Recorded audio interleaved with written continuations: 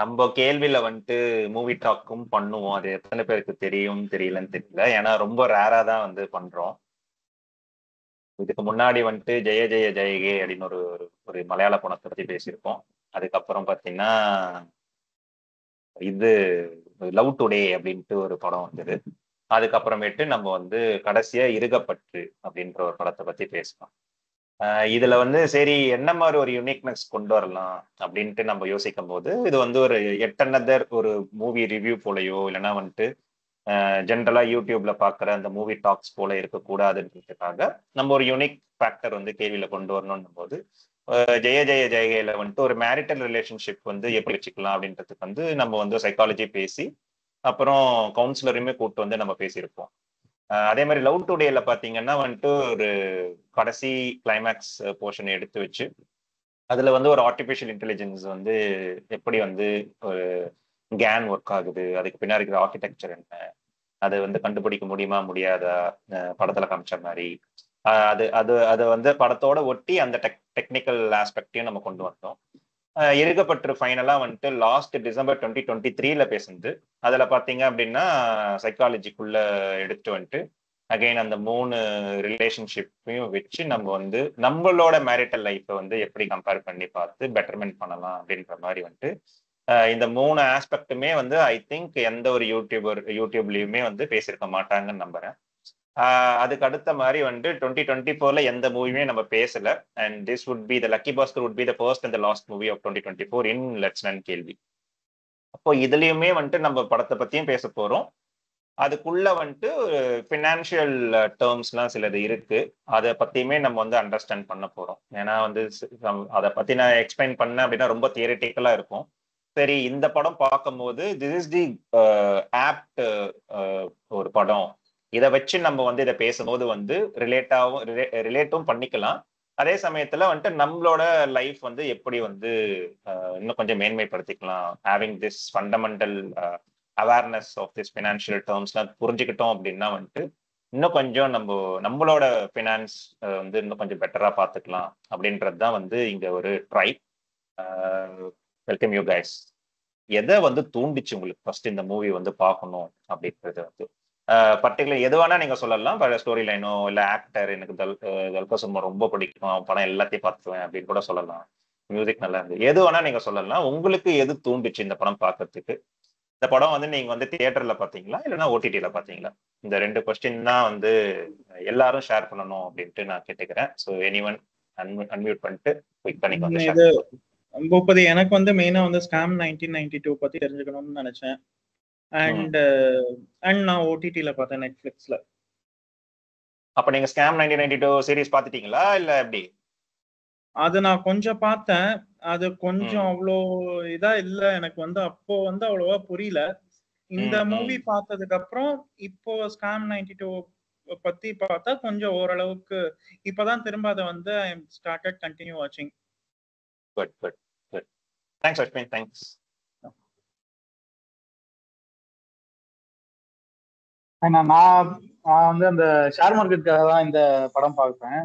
நான் ஃபர்ஸ்ட் அந்த அசத் மேத்தா அந்த ஸ்கேம் 92 பார்த்துட்டு தான் இதை பார்த்தேன். அதுக்காக தான் பார்த்தேன். எப்படி டிஃபரெண்டா இருக்கு அப்படின்ற மாதிரி எப்படி டிஃபரெண்டா இருக்கு, நான் அந்த ஸ்டோரிக்காக தான் பார்த்தேன். ஷேர் மார்க்கெட் அப்படிங்கிற ஒரு மேட்டருக்காக தான் பார்த்தேன். சரி, இது எப்படி இப்போ ஸ்கேம் 92ல வந்து பாத்தீங்கன்னா ரியல் ஸ்டோரி, அதை எப்படி இதுல லிங்க் பண்றாங்க பார்க்கலாம் அப்படின்ட்டு தான் நான் இந்த படம் பார்த்தேன். நான் வந்து என் பொண்ணு பார்த்தா, அதனால நானும் உட்கார்ந்து பார்த்தேன். எனக்கு இதுல எல்லாம் அவ்வளவா ரொம்ப டீப்பா எதுவும் தெரியாது. அவளோட உட்கார்ந்து பார்த்தேன், அவ்வளவு. ஐடியா எதுவும் இல்ல அதை பத்தி பார்க்கணும். தியேட்டர்ல ஓடிடி தான், தியேட்டர் போறதெல்லாம் நான் ரொம்ப அவாய்ட் பண்ணிடுவேன். அவ பார்த்தா, அதனால என்னையும் உட்காந்து பார்க்க சொன்னான்றதுனால நான் பார்த்தேன். ஒரு டிஸ்டர்பன்ஸ் இல்லாத ஒரு கிளீனா மூவி இருந்ததுனால ஃபுல்லா பார்த்தேன், இல்லைன்னா பாத்துருக்க மாட்டேன். Super super.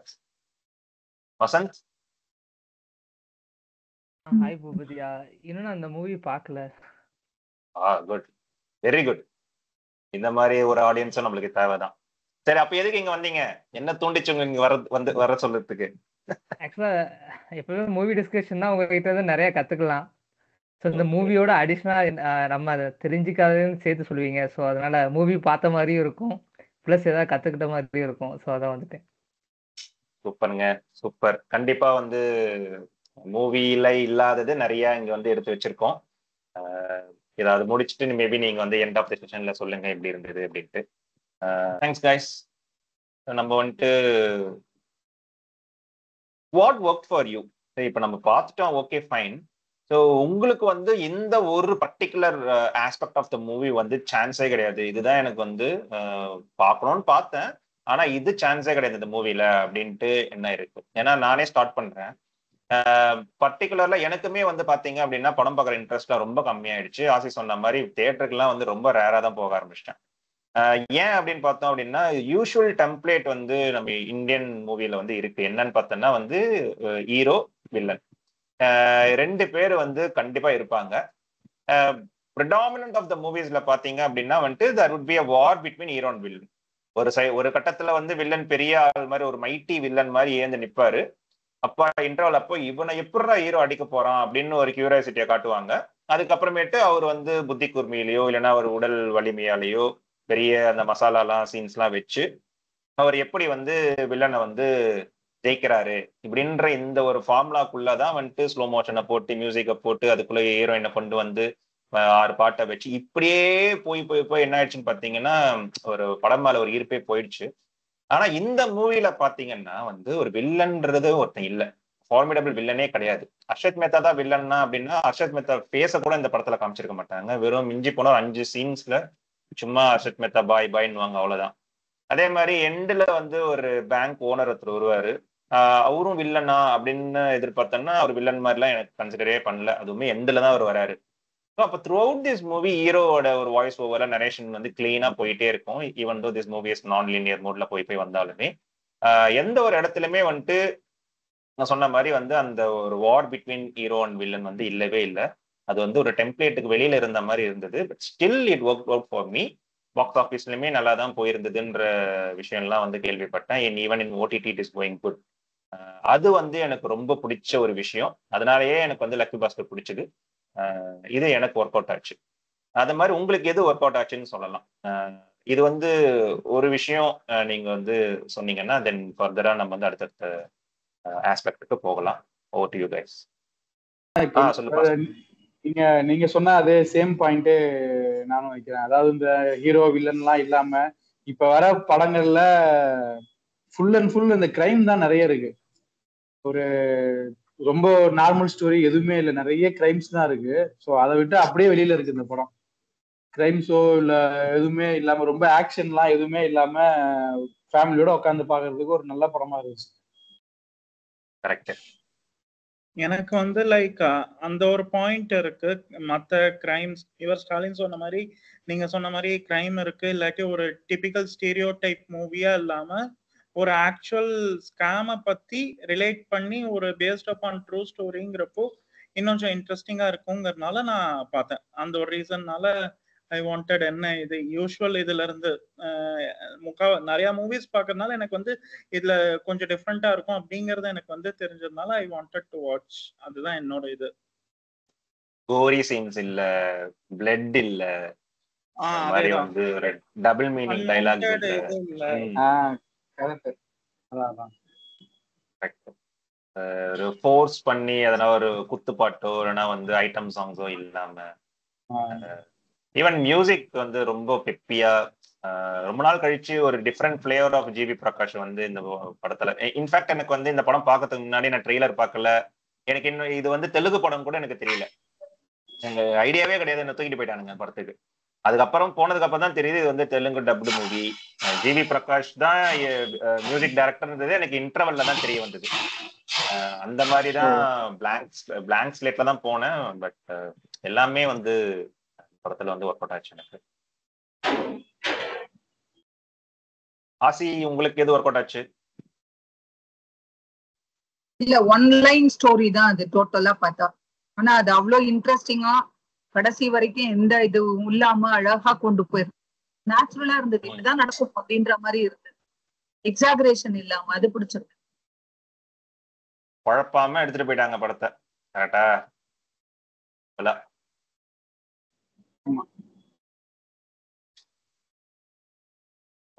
யூஸ்வலா ஒரு படத்தை வந்து இது பிடிச்சிருக்கு அது பிடிச்சிருக்கு அப்படின்னு பாக்கிறதுக்கு முன்னாடி சரி நம்ம ஏன் வந்து சில கேரக்டரை பிக் பண்ணி இந்த கேரக்டரை வச்சு நம்ம வந்து இந்த செஷனை கொண்டு போகலாம் அப்படின்னு யோசிக்கும் போது யூனிக்கான ஒரு கேரக்டர் வந்து இந்த ஆந்தனி கேரக்டர் எனக்கு ரொம்ப பிடிச்சிருந்தது. ராம்கியை வந்து ரொம்ப நாள் கழிச்சு வந்து தியேட்டர்ல எனக்கு ரொம்ப மறந்தே போச்சு கடைசியா ராம்கி எந்த படத்துல பார்த்தேன் அப்படின்ட்டு. இந்த படத்துல வந்து ஒரு ரொம்ப முக்கியமான ரோல் வந்து ஒரு பிளே பண்ணியிருந்தாரு. இங்கதான் ஸ்டார்ட்டே ஆகுது படத்தோட ஸ்டார்டிங் கருவே இவர் போட்ட விதை தான் அந்த படத்துல. இவரு இந்த கேரக்டர் ஆர் என்ன உங்களுக்கு வந்து இது வந்து உங்களுக்கு வந்து பிடிச்சது இல்ல ரிசம்பிள் பண்ணுச்சு எதனா வந்து உங்களுக்கு வந்து தோணுச்சா இந்த கேரக்டரை வந்து பார்க்கும்போது? எனக்கு ஒண்ணு தோணுச்சு, அதுதான் வந்து நான் நெக்ஸ்ட் சொல்ல போறேன். அது சொல்றதுக்கு முன்னாடி வந்து உங்களுக்கு வந்து இந்த கேரக்டர் பத்தி இருக்கிற அபிப்பிராயத்தை வந்து ஷேர் பண்ணலாம் குயிக்கா. எனக்கு வந்து லைக் இவர் தான் இந்த இதுல வந்து ஒரு மெயின் கேரக்டரா ஆரம்பிக்க போறார் அப்படிங்கிற மாதிரி எனக்கு தோணித்து இனிஷியலா பார்த்தப்போ. பிகாஸ் அந்த பார்ட்ஸை வந்து டிவியை வந்து மொத்தமா வித்தா இது அதே வந்து தனித்தனியா பார்ட்ஸா சிகேடி இது பண்ணா நமக்கு வந்து இது டாக்ஸ் கம்மின்னு சொல்லி அந்த ஒரு இதுல வந்து ஸ்டார்டட் த ஸ்கேம் அப்படிங்கிற மாதிரி எனக்கு தோணிது. இந்த கேரக்டர் ஆக்சுவலா இவனை துல்கரை வந்து ஏமாத்திரும், அதுக்கப்புறம் தான் அவன் ஸ்கேம் பண்ணவே ஆரம்பிப்பான் அப்படின்னு நான் யோசிச்சேன். கேரக்டர் ஃபர்ஸ்ட் உள்ள வந்து அதான் யோசிச்சேன். இவரு ஃபேஸ் இதெல்லாம் பார்த்தோன்னே என்ன ராம்கி வந்திருக்காரு அப்படின்னு யோசிச்சேன். அது அந்த அந்த பைய இந்த சின்னதா ஒரு பையெல்லாம் வச்சிருப்பாங்கல்ல கையில, அந்த காலத்துல யூஸ் பண்ணுவாங்கல்ல பணம் வைக்கிறதுக்கு, அதெல்லாம் பார்த்தோன்னே சரி ஓகே ஆள் எஸ்ஆர் இதுக்கப்புறம் தான் அவன் பேங்க்ல ஸ்கேமே பண்ண ஆரம்பிப்பான் போல அப்படின்னு நான் யோசிச்சேன். ஆனா கிளைமாக்ஸ் வரைக்கும் அவர் அந்த கேரக்டர் சூப்பரா கொண்டு போயிட்டாங்க. கரெக்ட். நானுமே அந்த ஸ்கிரீன் பிளே ரொம்ப பிடிச்சிருந்தது. சின்னதா இருந்தாலும் ஒரு கரெக்ட் ஒரு 2 நிமிஷம் தான் லைட்டா வந்துட்டு போற மாதிரி இருந்துச்சு. நல்லா இருந்துச்சு. நடுவுல சின்ன சின்னதா வந்து ஒரு காமிக்கல் எலிமெண்ட்லாம் ஆட் பண்ணிருப்பாங்க. அந்த இந்த காரை வந்து ஒரு இடத்துல இருந்து ஒரு இடத்துல கொண்டு போகும்போது போலீஸ் கிட்ட மாட்டாம அதெல்லாம் கொஞ்சம் நமக்கு அந்த இது மாதிரி இது இல்லாம பார்க்க வேண்டியதா இருக்கும். ரொம்ப எத்திக்கலா இது எப்படி அப்படின்ட்டு பார்க்காம அது அப்படியே ஃப்ளோல பார்த்து நல்லா இருந்துச்சு. இல்லாட்டி ஒரு சிம்பிளா அந்த மாதிரி ஒரு 3 காரை வந்து நம்ம டைரக்டா அந்த செக் போஸ்ட் தாண்டி கொண்டு போக முடியாது. அதெல்லாம் ரொம்ப பெருசா உன்னிப்பா நம்ம பார்க்காம அவர் பார்த்தோன்னா அந்த சீன் மட்டும் தான் எனக்கு அந்த படத்துல கொஞ்சம் லைட்டா தோணுச்சு. லாஜிக் மிஸ்டேக் கொஞ்சம் அப்படி இருக்கு அப்படின்ட்டு, மத்தபடி ஓகே கரெக்ட் தான். எனக்கு வந்து இந்த ராம்கி கேரக்டர் வந்து பார்க்கும்போது இல்லைன்னா வந்து இந்த செஷன் வந்து பண்ணணும்னு தோணும் போது நான் ஒரு விஷயம் வந்து சொல்லணும்னு ஆசைப்பட்டேன்.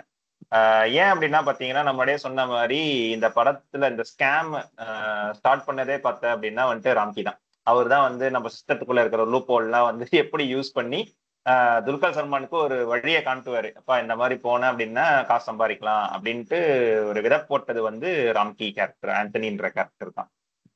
அது வந்து நம்ம எது கூட ரிலேட் பண்ணலான்னு பார்த்தேன் அப்படின்னா, since I talk about the finance, இது வந்து நம்ம வந்து ஒரு பயங்கரமான ஒரு ரீஃபார்மேஷன் வந்து இந்தியாவில் நடந்தது.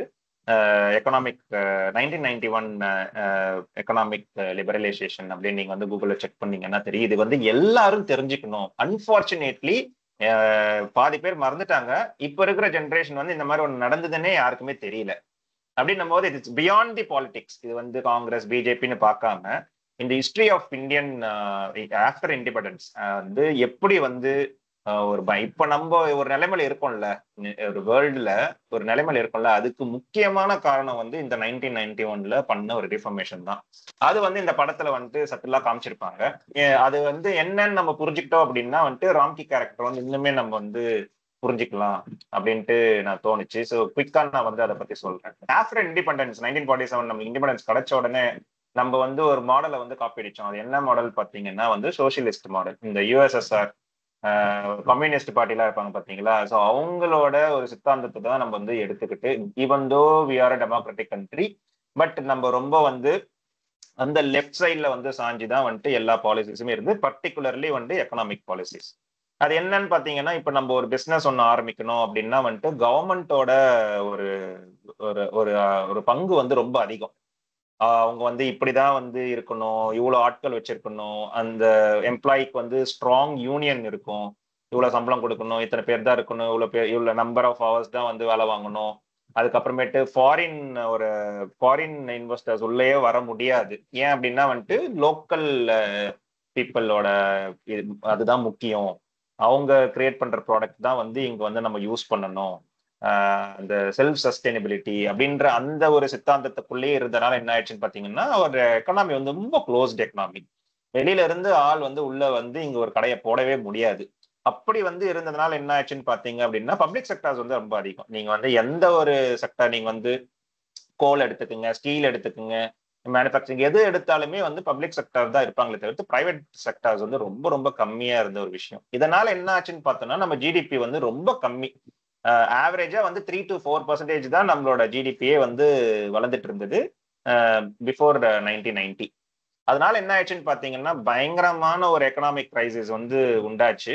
அது கூடவே வந்து மிடில் ஈஸ்ட்ல வந்துட்டு கல்ஃப் வார்லாம் வரும்போது என்ன ஆயிடுச்சுன்னு பாத்தீங்கன்னா ஆப்வியஸ்லி நம்ம பெட்ரோல் அந்த பேரல் எல்லாமே நம்ம இம்போர்ட் தானே பண்றோம். மிடில் ஈஸ்ட்ல இருந்து தான் நம்ம வந்து இப்போ ஆயில் வருது, பெட்ரோல் வருதுன்னா நம்ம வந்து டாலர்ல காசு கொடுத்து அவங்க கிட்ட இருந்து வாங்கி தான் நம்ம யூஸ் பண்றோம். அப்ப என்ன ஆயிடுச்சுன்னு அந்த வார் வரும்போது ஆப்வியஸ்லா அந்த பேரல்லாம் ரொம்ப காஸ்ட் அதிகமாயிடும். நம்ம கிட்ட வந்து நான் சொன்ன மாதிரி இந்த டாலர் கொடுத்து தானே வாங்குவோம். அப்ப நம்மளுக்கு வந்து அந்த ஃபாரெக்ஸ் ரிசர்வ், நீங்க நியூஸ்ல எல்லாம் கேட்டிருப்பீங்க, ஃபாரெக்ஸ் ரிசர்வ் வந்து இருக்கு, ஏறுது இறங்குது அப்படின்ட்டு. அந்த ஃபாரெக்ஸ் ரிசர்வ் வந்து ரொம்ப அடிமட்ட கீழே இறங்கி கஜானா காலி ஆயிடுச்சு. இந்த டேர்ம் நிறைய யூஸ் பண்ணுவாங்களா, கஜானா காலி ஆகி நம்மளால வந்துட்டு கடன் சுமை அதிகமானதுனால இந்தியா வந்து டிவால் ஆகிற ரேஞ்சுக்கு போயிடுச்சு 1991. அப்போ என்ன பண்ணுவாங்கன்னு பாத்தீங்கன்னா அந்த ஐஎம்எஃப் அப்படின்ற ஒரு பாடி இருக்கு, வேர்ல்ட்ல எல்லா இடத்துலயும் இருக்கும். ஈவன் இப்ப ரீசெண்டா வந்து ஸ்ரீலங்கா திவால் ஆச்சு, அவங்களுக்கு கடன் கொடுத்தது ஐஎம்எஃப் தான். பாகிஸ்தான் இந்த மாதிரி வந்து எந்தெந்த கண்ட்ரீஸ்லாம் வந்து திவால் ஆகுதோ மோஸ்ட்லி இந்த ஐஎம்எஃப் வந்து என்ன பண்ணுவாங்கன்னா கடன் கொடுப்பாங்க. பட் வித் சம் அட்வைசஸோட கொடுப்பாங்க, கண்டிஷன்ஸோட கொடுப்பாங்க.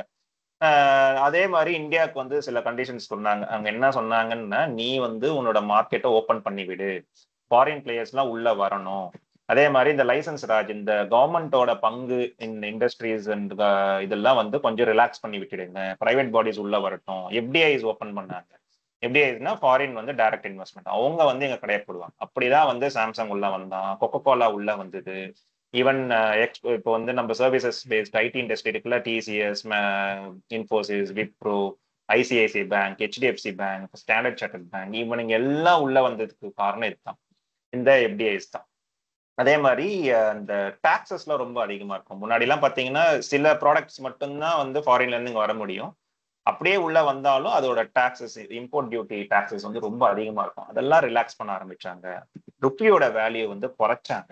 அப்பதான் வந்து எக்ஸ்போர்ட் வந்து அதிகமா இருக்கும். அப்படிங்கிற எக்ஸ்போர்ட்னா நம்ம இங்க விளைக்கிற விஷயத்த நம்ம வந்து வெளியில வந்து கொடுக்குறோம். இந்தியா அவுட் சைடு இந்தியா வந்து போகுது. அப்ப என்ன பண்ணுவாங்கன்னா இந்தியன் ருப்பியை கொடுத்து தானே வாங்குவாங்க. நம்ம எப்படி வந்து பெட்ரோலை வந்து டாலர் கொடுத்து வாங்குறோமோ, இப்ப நம்ம வந்து ஒரு அரிசி வந்து விளைச்சி நம்ம வந்து இந்தியா விட்டு வெளியில போகுது அப்படின்னா வந்து அவங்க என்ன பண்ணுவாங்கன்னா இந்தியன் ருப்பி கொடுத்து தான் வாங்குவாங்க. அப்ப என்ன ஆகும்னா ஒரு காம்படிஷன்ல நம்ம 100 ரூபாய்க்கு வந்து அந்த ப்ராடக்ட்டை கொடுக்குறோம், நான் சைனாக்காரன் வந்து 80 ரூபாய்க்கு கொடுக்குறேன் அப்படின்னா வந்துட்டு அந்த 80 ரூபா ப்ராடக்ட்டை தான் ஆப்வியஸா வாங்குவாங்க. அப்போ வந்து இந்தியன் ருப்பி வந்து டிவேல்யூ பண்ணாங்க, கம்மி பண்ணாங்க, இந்தியன் வேல்யூ எல்லாம் கம்மி பண்ணி 70 ரூபாய் கிட்ட வரும்போது காம்படிஷன்ல வந்துட்டு நம்மளோட ப்ராடக்ட்டை வாங்குவாங்க. அப்படின்ற மாதிரிலாம் நிறைய விஷயங்கள் வந்து செஞ்சு அவங்க வந்து நம்மளோட எக்கானமியை வந்து பூஸ்ட் பண்ணாங்க.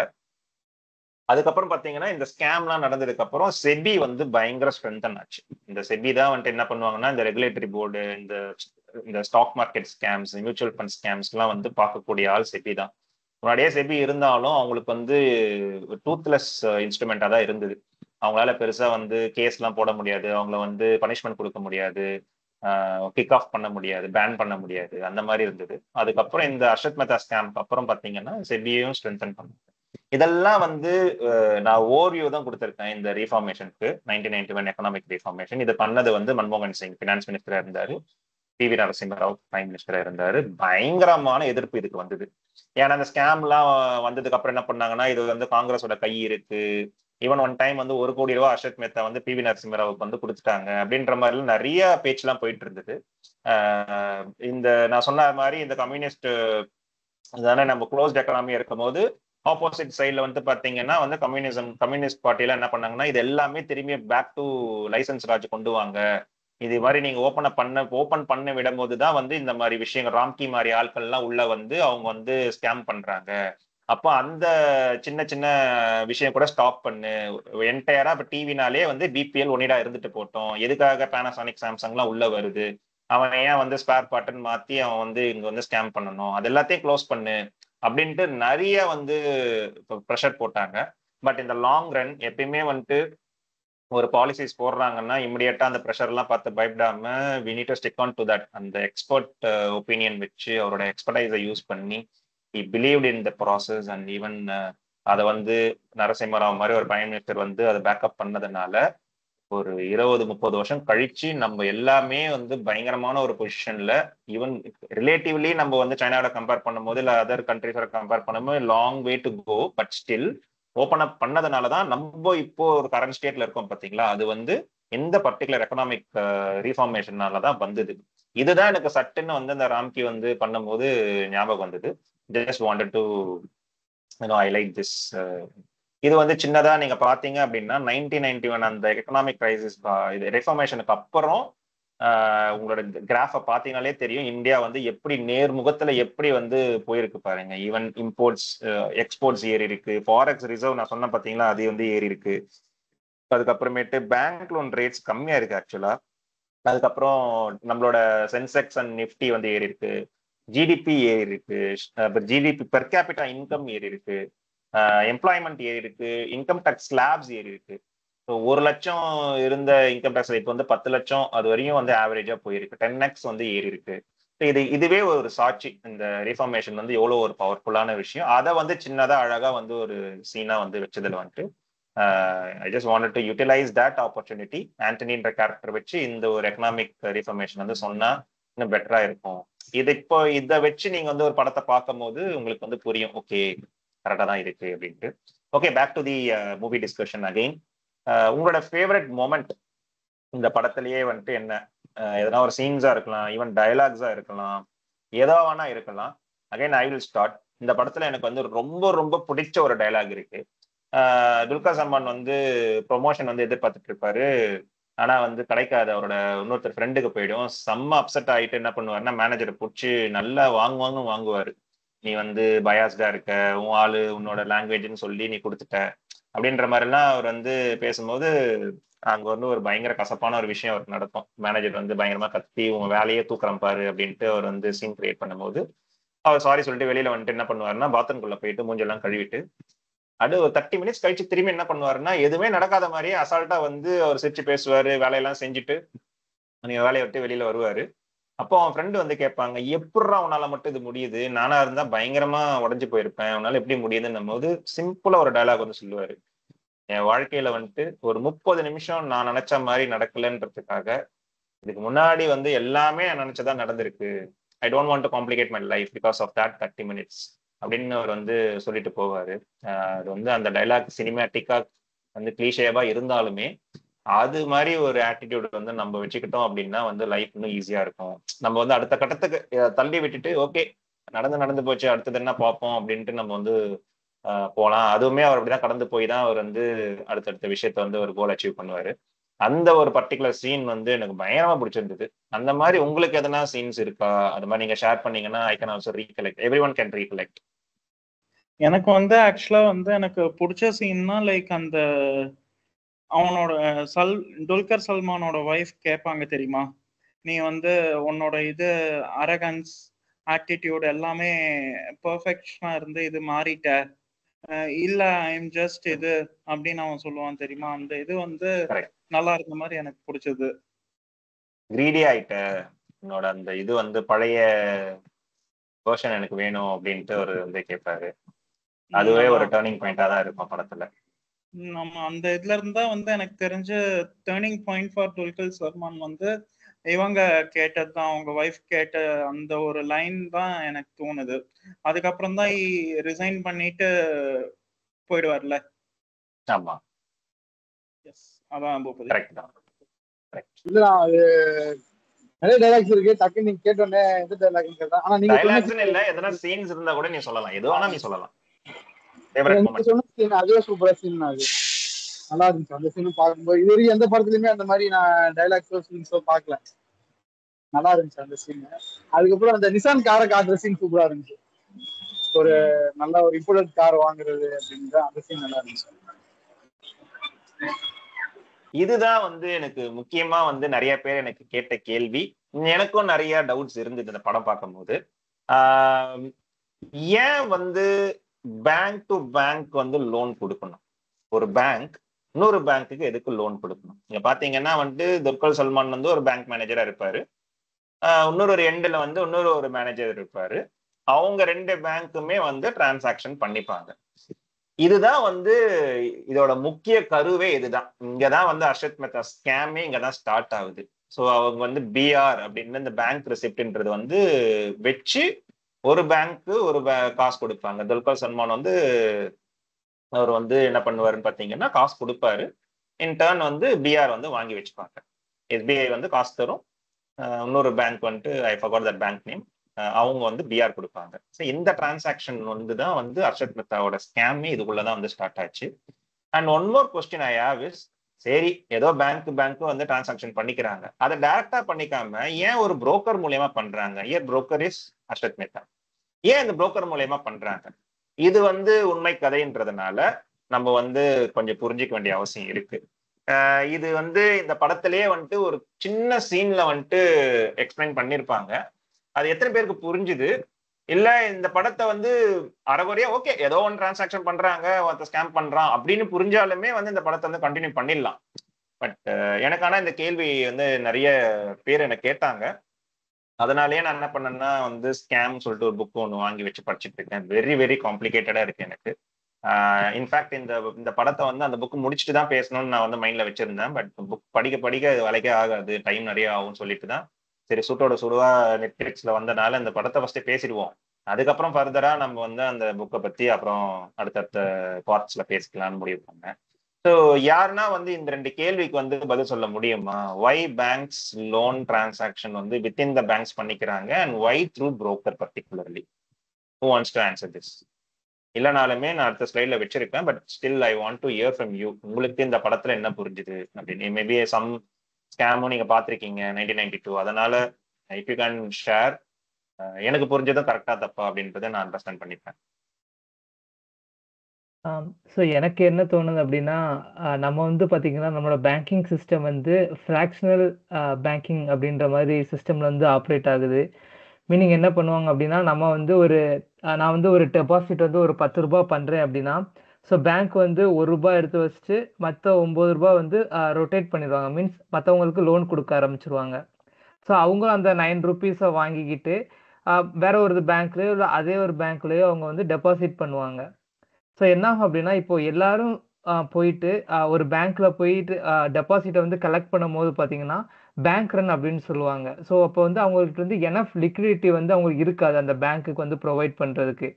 ஸோ அந்த லிக்விடிட்டி வந்து அவங்களுக்கு வேணுன்றதுக்காக மேபி மற்ற பேங்க்கு கிட்ட இருந்து அவங்க லோனா வாங்கலாம். கரெக்ட். ஆனா அப்படி பண்ணா அது வந்து உங்களுக்கு ப்ராஃபிட்டா இருக்குமா? நீங்க 9 ரூபாய் ஒருத்தவங்க லோன் கொடுத்துட்டு, இப்ப எனக்கு 9 ரூபாய் லோன் கொடுத்துட்டீங்க உங்களோட டெபாசிட் பண்ணி, இப்ப நீங்க அந்த 9 ரூபாய் கேட்கும் போது இன்னொரு ஒரு பேங்க் கிட்ட 10 ரூபாய் கடனை வாங்கி உங்ககிட்ட 9 ரூபாய் கொடுத்தா பேங்க்குக்கு 1 ரூபாய் நஷ்டம் தானே? கரெக்ட். அப்படி பார்த்தோம்னா பேங்க் எப்படி ப்ராஃபிட் பார்ப்பான்? நீங்க சொன்னது வந்து வேலிட் பாயிண்ட், பார்ட்டா வந்துட்டீங்க. ஆனா இந்த ஒரு ஆஸ்பெக்ட்ல வந்து அது லாஜிக்கலா இருக்கா அப்படின்றதே நம்ம வந்து யோசிக்கணும். பட் சரியான அட்டெம்ப்ட் வசந்த், நேரமான அட்டெம்ப்ட். ஆனா நீங்க அதுதான் நீங்க ஸ்டார்ட் பண்ணிட்டீங்க அந்த ப்ராசஸ். பூபதி சொல்லுங்க அஸ்வின். நான் என்ன சொல்லுவேன்னா, கேஷ் ரிசர்வ் ரேஷியோன்னு ஒண்ணு இருக்கு பேங்க்ல. அதுக்காக தான் லோன் வாங்குறாங்க, to maintain their funds within the bank at a particular given percentage which is set by RBI. Correct. அப்புறம் ஏன் இன்னொரு பேங்க் லோன் வாங்கணும்? அதுதான் இந்த கேஷ் ரிசர்வ் ரேஷியோவை மெயின்டைன் பண்ணறதுக்கு. இப்போ ஒரு பேங்க்ல ஃபண்ட்ஸ் குறைஞ்சிருந்தா இன்னொரு பேங்க்ல இருந்து பிஆர் போட்டு they will get a loan, so that அந்த ரேஷியோ வந்து ஈக்குவலா இருக்கும். அதுக்குன்னு ஒரு ரேஷியோ இருக்கு, அதை மெயின்டைன் பண்ணி ஸ்டெபிலைஸ் பண்ணணும்.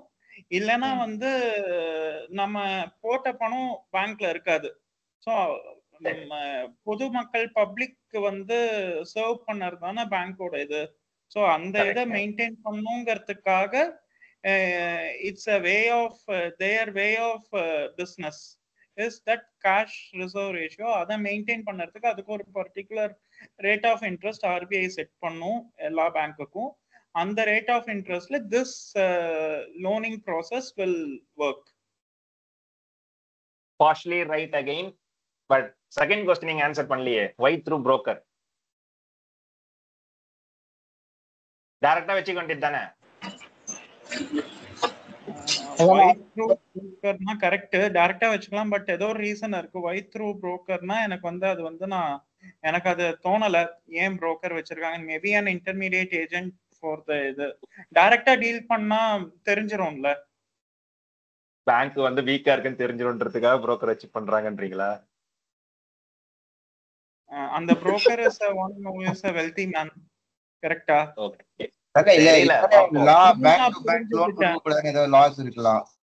இல்ல இருக்கு. இது பேங்க் லோன் கொடுக்கலான்றது லீகல் தான், இல்லீகல் கிடையாது. இன்னைக்கும் அது நடந்துட்டு தான் இருக்கு. டைரக்டா பண்ண மாட்டாங்க. இட் இஸ் த்ரூ புரோக்கர் தான். பட் ஏங்கிறது எனக்கு தெரியல. கரெக்ட். ஸ்டாலின் ஏதோ சொல்ல வந்த, சரியா கேட்கல. அதான் இல்ல அது பேங்க் டு பேங்க் லோன் கொடுக்கலாம் அப்படின்னாலும் அவங்க டைரக்டா வந்து கொடுக்கறதுக்கான லா இல்ல அப்படிங்கிற மாதிரி அந்த படத்துல ஏதோ ஒரு சீன்ல வந்திருக்கும், டக்குன்னு ஞாபகம் இல்ல.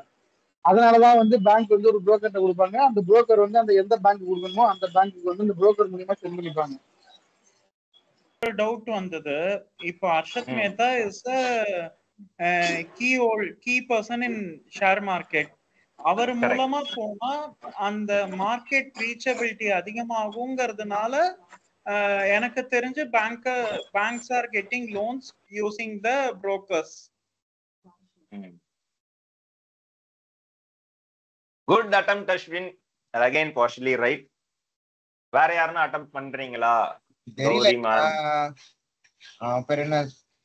அர்ஷத் மேரா அந்த மாதிரி புரோக்கர் மூலமா போகும்போது பேங்க்கு கம்மியான இன்ட்ரெஸ்ட்ல கிடைக்குதா என்னன்னு தெரியல. ஒன் குட் அட்டெம்ப்ட் அகைன் இருக்கலாம். நாளைக்கு ஏதாவது பிரச்சனை வந்துச்சுன்னா இவங்கிட்ட காசு வாங்க கைட்டிட்டு இல்ல அவரை காட்டிட்டு பேங்க் டு பேங்க். புரோக்கர்ன்றது ஒரு தரகர் தான்ப்பா. தி எண்ட் ஆஃப் த டே என் காசு பேங்க்ல தானே இருக்கு. எனக்கு அர்ஷத் மேத்தா யாருன்னே தெரியாது, எனக்கு எஸ்பிஐ மட்டும் தான் தெரியும். கரெக்டா? அது திவால் ஆச்சுன்னா அர்ஷத் மேத்தா யாருன்னே தெரியாது எனக்கு. அப்படி கை காமிச்சிட முடியாது. இந்த படத்துல வந்து ஒரு மைனஸ் பாயிண்ட்டும் கூட. ஏன் அப்படின்னா வந்துட்டு சின்ஸ் இட் இஸ் பினான்சியல், இது வந்து ஒரு ட்ரூ பேஸ்டு ஸ்டோரி, அதுவுமே பினான்ஸ்ன்றதுனால வந்துட்டு பெருசா இதை எக்ஸ்பிளைன் எல்லாம் பண்ணிட்டு இருக்க முடியாது. ரொம்ப அப்புறம் டாக்குமெண்ட்ரி மூவி மாரி ஆயிடும். அதனால வந்து அது வேகா தள்ளிட்டு போயிட்டு இருப்பாங்க. ஆஸ் ஐ ஆல்ரெடி செட், இது புரியலனாலுமே ஓகே, ஏதோ ஒரு ஸ்கேம் நடக்குது, அதுக்கு நடுவில் அர்ஷத் மேத்தா ஒருத்தன் வந்து விளையாடுறான், இப்படி புரிஞ்சாலே போதும் அந்த படத்தை வந்து பார்த்து ரசிக்கலாம். அப்படிதான் பல பேர் ரசிச்சிருக்காங்க. பட் இன் கேள்வி அதை நம்ம வந்து கொஞ்சம் டீப்பா டைப் பண்ண போறோம். இதுக்கு உள்ள போறதுக்கு முன்னாடி பேங்கிங் சிஸ்டம் எப்படி ஒர்க் ஆகணும் அப்படின்றத நம்ம புரிஞ்சுக்கிட்டே ஆகணும். குயிக்கா 1 மினிட்லயே சொல்லிடுறேன். ஆல்ரெடி வசந்த் வந்து இதை கை வச்சிட்டாரு. ஸோ இதுல வந்து பாத்தீங்கன்னா வந்துட்டு இப்ப நம்ம காமன் மேன்ல நம்ம வந்து டிரான்சாக்ஷன் பண்ண வேண்டிய ஒரு இடம் வந்து எதுன்னு பாத்தீங்கன்னா கமர்ஷியல் பேங்க் தான். நம்ம டைரக்டா ஆர்பிஐ கிட்ட எல்லாம் போயிட்டு காசு புழக்கம்லாம் வந்து பண்ணிட முடியாது. ஸோ டாப்ல இருக்கிறது வந்து ஆர்பிஐ தான். ஆர்பிஐயோட முக்கியமான வேலை என்னன்னு பாத்தீங்கன்னா வந்துட்டு இந்த நாடு வந்து ஸ்டேபிளா இருக்கணும், டிவால் ஆயிடக்கூடாது. அப்போ அது வந்து இந்த பேங்க்ஸ்லாம் வச்சிருக்கோம்ல, அந்த நம்ம யார்கிட்ட பேசுறோம், கமர்ஷியல் பேங்க் கிட்ட பேசிட்டு இருக்கோம். அவங்க எல்லாம் வந்து ஒழுங்கா வந்து ரூல்ஸ் அண்ட் ரெகுலேஷன்ஸ் ஃபாலோ பண்றாங்களா, எதனா கேப்ஸ் இருக்கா, அப்படி இல்லைன்னா வந்து இன்ஃபிளேஷன் எவ்வளவு இருக்கு, அந்த இன்ஃபிளேஷன் வந்து எப்படி கம்மி பண்ணலாம், பணவீக்கம் சொல்லுவாங்க தமிழ்ல, அந்த பணவீக்கம் வந்து சடால்னு ஏறவும் கூடாது இறங்கவும் கூடாது. அதனால வந்துட்டு அதெல்லாம் கண்ட்ரோல் பண்ற ஒரு முக்கியமான வேலை. பேங்க்குக்கு வந்து அட்வைசர்ஸ் கொடுப்பாங்க. எதனா ஒரு பேங்க் சப்போஸ் திவால் ஆயிடுச்சுன்னா நம்மளோட காசு எல்லாம் போயிடும்ல. ஸோ அதெல்லாம் வந்துட்டு சரி கட்டுறதுக்கு இந்த மாதிரி பாலிசிஸ் எல்லாம் போடுற ஒரு முக்கியமான வேலையை வந்து ஆர்பிஐ பண்ணுது. சென்ட்ரல் பேங்க்னு சொல்லுவாங்க. வேர்ல்டுல இருக்கிற எல்லா கண்ட்ரிக்கும் ஒரு சென்ட்ரல் பேங்க் இருக்கும். யூஎஸ்ல வந்து ஃபெட்னு சொல்லுவாங்க, நம்மளுக்கு வந்து ஆர்பிஐ. இது வந்து முக்கியமான ஒரு விஷயம், எல்லாருக்கும் தெரிஞ்சிருக்கணும். இவங்க வந்து குவார்டர்லி பேசிஸ்ல வந்து மீட் பண்ணி இவரு அஸ்வின் சொன்ன மாதிரி சில மானிட்டரி டூல்ஸ் எல்லாம் வச்சு அவங்க வந்து ஒரு செட் ஆஃப் ரெகுலேஷன்ஸ் வந்து அனௌன்ஸ் பண்ணுவாங்க. நேத்து ஆர்பிஐ வந்து அனௌன்ஸ் பண்ணிச்சு. எத்தனை பேர் நீங்க பாத்தீங்கன்னு தெரியல, அதையும் நான் டச் பண்றேன் நெக்ஸ்ட் ஸ்லைட்ல. ஆர்பிஐ கீழே தான் வந்து 2 ஸ்கெடியூல்டு பேங்க் அண்ட் அன்ஸ்கெடியூல்டு பேங்க். இந்த ஸ்கெடியூல்டு பேங்க் கீழே தான் கமர்ஷியல் பேங்க், அதாவது நம்ம வந்து போய் மீட் பண்ற பேங்க்ஸ் எல்லாமே கமர்ஷியல் பேங்க்ஸ் கீழே வரும். PSU banks, SBI, Indian bank, Punjab national bank, இதெல்லாம் வந்து பிஎஸ்யூ கீழே வருது. பிரைவேட் செக்டார் பேங்க்ஸ்னா ICICI, HDFC, Axis. Foreign sectors bank மாதிரி இவங்கெல்லாம் இருக்காங்கல்ல, என்ன சொல்லலாம், ஸ்டாண்டர்ட் சார்ட்டர்ட் பேங்க், இவங்கெல்லாம் வந்துட்டு foreign banks. And regional rural banks, சின்ன சின்ன பேங்க்ஸ்லாம் இருக்கும், அவங்களாம் ரீஜனல் பேங்க்ஸ்க்குள்ள. அவங்களாம் சிட்டிஸ்ல பார்க்கணும், சின்ன இந்த கிராமத்துல இந்த Tier 2 Tier 3 சிட்டிஸ்லாம் பார்த்தீங்கன்னா சின்ன சின்ன பேங்க்ஸ்லாம் இருக்கும். இவங்க எல்லாமே கமர்ஷியல் பேங்க்ஸ். இன்னொரு பேங்க் இருக்கு கோஆபரேட்டிவ் பேங்க்ஸ். அவங்க வந்து இந்த வில்லேஜ்லாம் வந்துட்டு இந்த சின்ன சின்ன கடன்லாம் தர்றது, சிறு தொழில் பண்றவங்களுக்குலாம் வந்துட்டு கடன் உதவி பண்றதெல்லாம் கோஆபரேட்டிவ் பேங்க், கொஞ்சம் இன்ட்ரெஸ்ட் கம்மியா இருக்கும். இது ரெண்டுமே வந்து ஸ்கெடியூல் பேங்க்ஸ் கீழே தான் வருது. ஸோ இதுதான் நம்மளுக்கு வந்து புரிய வேண்டிய விஷயம். இப்போ என்ன அப்படின்னா வந்துட்டு அஸ்வின் சொன்ன மாதிரி ஆர்பிஐ வந்து நான் சொன்ன மாதிரி இந்த ஸ்டெபிலிட்டி பண்றது, அந்த அப்புறம் கரன்சி சர்க்குலேஷன் பண்றது, இதெல்லாம் வந்து அவங்க வந்து மானிட்டர் பண்ணி அவங்க வந்து கையாளுவாங்க சர்டைன் டூல்ஸை வச்சு. அதுல வந்து நிறைய டூல்ஸ் இருக்கு. அதுல நம்ம தெரிஞ்சுக்க வேண்டிய ஆஸ் எ காமன் மேனா நம்ம தெரிஞ்சுக்க வேண்டிய முக்கியமான 3 டூல் வந்து சிஆர்ஆர், எஸ்எல்ஆர், ரெப்போ ரேட். இந்த 3 தான் வந்து நம்மளுக்கு தெரிஞ்சாலே போதும். அப்புறம் நியூஸ்ல இதை வச்சுதான் சொல்லுவாங்க ரெப்போ ரேட்ல வந்துட்டு எந்த சேஞ்சும் இல்லை. நேத்து என்ன சொல்லியிருந்தாங்கன்னா சிஆர்ஆர் வந்து 50 பேசிஸ் பாயிண்ட் கம்மி பண்ணிட்டாங்க அப்படின்னு நியூஸ்ல எல்லாம் வந்தது. கண்டிப்பா எந்த பிரேக்கிங் நியூஸ்லயும் நீங்க பாத்திருக்க மாட்டீங்க, இது எதுனா வந்து நியூஸ் பேப்பர்ல பாத்திருப்பீங்க. இதை வந்து நம்ம எப்பயுமே என்ன பண்ணிடுவோம்னா அசால்ட்டா கடந்து போயிடுவோம், ஏன்னா இது ஒண்ணுமே நம்மளுக்கு புரியாது. இதனால நம்மளுக்கு வந்து எந்த ஒரு பிரயோஜனமும் இல்லை அப்படின்னு நிறைய பேர் நினைச்சிட்டு இருக்காங்க. பட் டைரக்டா நம்ம லைஃபை வந்து அஃபெக்ட் பண்ற ஒரு விஷயம் இதுதான். இதை பத்தி தான் நம்ம நிறைய பேசணும், இதை பத்தி நிறைய அவேர்னஸ் வச்சுக்கணும், ஏன்னா டைரக்டாவே வந்து இதை வந்து நம்ம லைஃபை வந்து அஃபெக்ட் பண்ணும். ஸோ அப்போ சிஆர்ஆர்னா என்ன, எஸ்எல்ஆர்னா என்னன்னு ஃபர்ஸ்ட் பார்த்துடலாம். இது வந்து மானிட்டரி பாலிசி டூல்ஸ் வச்சிருப்பாங்க. Cash reserve ratio, statutory liquidity ரேஷியோன்றது தான் அது ஃபுல் ஃபார்ம். சிஆர்ஆர்னா ஒண்ணுமே கிடையாது. இப்போ நான் வந்து ஒரு 1000 ரூபாய் வந்து எஃப்டில போட போறேன், இந்தியன் பேங்க்ல போயிட்டு 1000 ரூபாய் எஃப்டில போட போறேன். அதே மாதிரி சடேஷ் வந்து ஒரு லோன், பர்சனல் லோன் வந்து வாங்க போறாரு, 1000 ரூபாய்க்கு பர்சனல் லோன் வாங்க போறாரு. இந்தியன் பேங்க்கு எப்படி காசு வரும்னு பாத்தீங்கன்னா நிறைய வழியில வரும். ஒரு முக்கியமான வழி பாத்தீங்கன்னா நம்ம பண்ற டெபாசிட் மணி தான். ஒரு ஆர்டில போறது, எஃப்டில போடுற மணியை வச்சு அவங்க என்ன, இப்போ எனக்கு எவ்வளவு இன்ட்ரெஸ்ட் ரேட் தராங்க, 7%. ஒரு இயர் நீ வச்சிருந்தேன்னா உனக்கு 7% தரேன் அப்படின்னு வந்து சொல்லி என்கிட்ட இருந்து 1000 ரூபாய் வாங்கி அவங்க வச்சுப்பாங்க. அதே 1000 ரூபாவை வந்து சடேஷ்க்கு வந்து பர்சனல் லோன் கொடுத்து 11% கொடுத்து விட்டுருவாங்க. 11% அவனுக்கு கொடுத்துட்டு எனக்கு 7 கொடுத்துட்டு மீதி இருக்கிற நாளை வந்து இவங்க வந்து ப்ராஃபிட்டா வச்சுப்பாங்க. இப்படிதான் வந்து ஒரு பேங்க் வந்து இயங்குது.